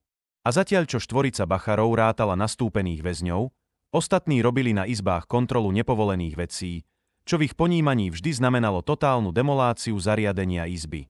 Zvlášť veľkú radosť robilo dozorcom miešanie rôznych surovín. Tabak s cukrom, bravčovú masť s džemom, kávu so soľou. Aj na to však boli nájomníci tábora Víťazstvo zvyknutí. Pol hodinu bude tuovať prehliadka izieb a potom budú pol hodinu upratovať. Potom zalezú do postelí a do budíčka si ešte pospia. Problém však nastal vtedy, keď jeden z počítajúcich dozorcov hlásil vedúcemu nočnej zmeny, že celkový stav prítomných väzňov nesedí s tabuľkovým stavom, ktorý prevzali po dennej zmene. Namiesto 381 je na buzeráku nastúpených len 380 odsúdených. Bachari ich začali počítať znovu. Počet väzňov v každej formácii si dozorca zapísal do tabuľky a čísla zrátal. Výsledok bol opäť 380. Kolegovia, ktorí medzitým dokončili prehliadku izieb, sa zhromaždili pri baraku 3 oproti buzeráku a sledovali, ako štvorica kolegov pobehuje pomedzi nastúpených väzňov a ráta ich. Začalo poašať. Skupina stojaca pri baraku začala pokrikovať na tých rátajúcich, aby sa pohli. Aj po 3. zrátaný bol, však počet nastúpených väzňov 380. Jeden väzeň chýba. Vedúci nočnej zmeny poslal mužov naspäť na baraky. Nikoho tam nenašli. Následne nariadil prehliadku tábora. Dozorcovia hodinu prehľadávali všetky priestory. Latrínu, sklad dreva, spôchy, kuchyňu, kultúrnu miestnosť, sklady materiálu. To už väzni vedeli, že bude zle. Keby sa aj chýbajúci nešťastník našiel, bachari im dajú pocítiť, že hodinu museli pobehovať hore-dolu po tábora. A ešte v daždi. Majú po chlebe. Chýbajúci nešťastník sa však nenašiel. Vedúci zmeny musel chtiac nechtiac zo strážnej búdky telefonovať na centrálu, aby zobudili nadporučíka Peku a poslali ho do tábora. Daniel Kočiš stál v Puavom rade, len meter od cesty, na ktorej poskakoval vrieskajúci náčelník tábora. Aj on vedel, že je zle. Pokiaľ naozaj niekto ušiel, bude veľmi zle. Znížené prídely jedla, zvýšená buzerácia, dlhšia pracovná doba, kratšie prestávky, žiadne písanie listov, žiadne návštevy, žiadne prídely tabaku a kávy. Bachari vedia, ako muklom spríjemniť život. Kočiš si všimol, že Ondrej Matej stojaci vedľa neho sa celý trasie. Určite od zimy. Veď na tom daždi stoja možno aj 2 hodiny. Pramienky dažďa stekali bývalému ministrantovi po tvári, kôku a mizli v šedom tielku nasiaknutom vodu. Počuli ste, vy skurvenci, besnel Rusko. Kde je? Kde ste ho ukryli? Pobehoval popred predný rad a začal nastúpených spolu väzňov udierať do brucha. Ušlo sa aj Kočišovi a Matejovi. Generála Janáka stojaceho na kraji Rusko neudrel. Určite mal ešte v živej pamäti, ako s ním tento bývalý špeciálne vycvičený výsadkár zatočil. Vyhlásime poplach? Opýtal sa Peku vedúci nočnej zmeny. Ešte nie, odvrkol. Nech chlapi ešte raz prezrú celý tábor, nemohol sa predsa vypariť. Už sme tábor prezreli 2-krát, súdruh nadporučík, pokúsil sa oponovať. Je to strata času.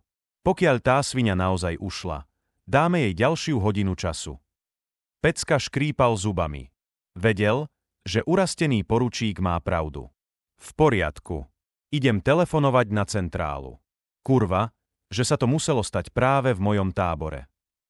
Len aby sa našiel, inak nám to veliteľstvo pekne zráta. Pokýval hlavou poručík a utrel si mokrú tvár.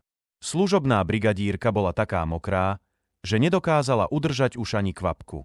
Súdruh náčelník, ja neviem ako sa to mohlo stať, jachtal jeden z dozorcov. Ten, ktorý si pred 2 hodinami zapisoval do tabuľky počty jednotlivých nastúpených formácií. Čo ako sa mohlo stať? Podráždene štekol Pecka. Teraz neotravujte s chujovinami. Musím telefonovať na centrálu. Nesmieme dať tej svini už ani minútu náskok. Nikam nevolajte, súdruh nadporučík, trasľavým hlasom mlel premočený dozorca. Kolegovia postávajúci všade naokolo naňho sústredili pozornosť. Tušili, čo bude nasledovať. Ja som to zle zrátal. 287 plus 94 nie je 380, ale 381. Previnilo z neho vyháklo. Nastalo krátke ticho prerušované len bubnovaním dažďa. Dozorcovia sa nechápavo dívali na trojicu uprostred cesty pred barakmi a väzni a ovládali z posledných síl, aby neprepukli v hurónsky smiech. Napriek tomu, že 2 hodiny stoja na daždi, takéto rozuzlenie stojí za to. A vy? Okríkol Pecka väzňov v Puavom rade. Čo sa tak škeríte? Fučiac priskočil celkom blízko. Čo je vám na tom k smiechu? Niektorí z dozorcov odistili samopaly. A ty, čo tak krivíš papuľu? Zreval z bezprostrednej blízkosti na Mateja a zdrapil ho za premočené tielko. Prudko ním túhol. Útly mladík spadol na kolená. Pecka sa napriahol a dlaňou ho udrel po tvári. Nie, prosím nie, nebite ma, panicky vykríkol Matej. Ja som nič neurobil. Dobre ma počúvajte, vy bastrady. Hystericky jačal Pecka. Toto je vaša kolektívna vina. Pretože ste zle nastúpili, nemohli vás velitelia poriadne zrátať. Rozumiete? A za trest, že ste zle nastúpili, tu budete stáť do rána. Rozumiete? Nastúpeným mužov odľahlo. Namiesto polovičných dávok jedla a predĺžených pracovných zmien len ďalšie 3 hodiny státia na daždi. To nie je také zlé. Pokiaľ si to samozrejme súdruh náčelník Pecka nerozmyslí.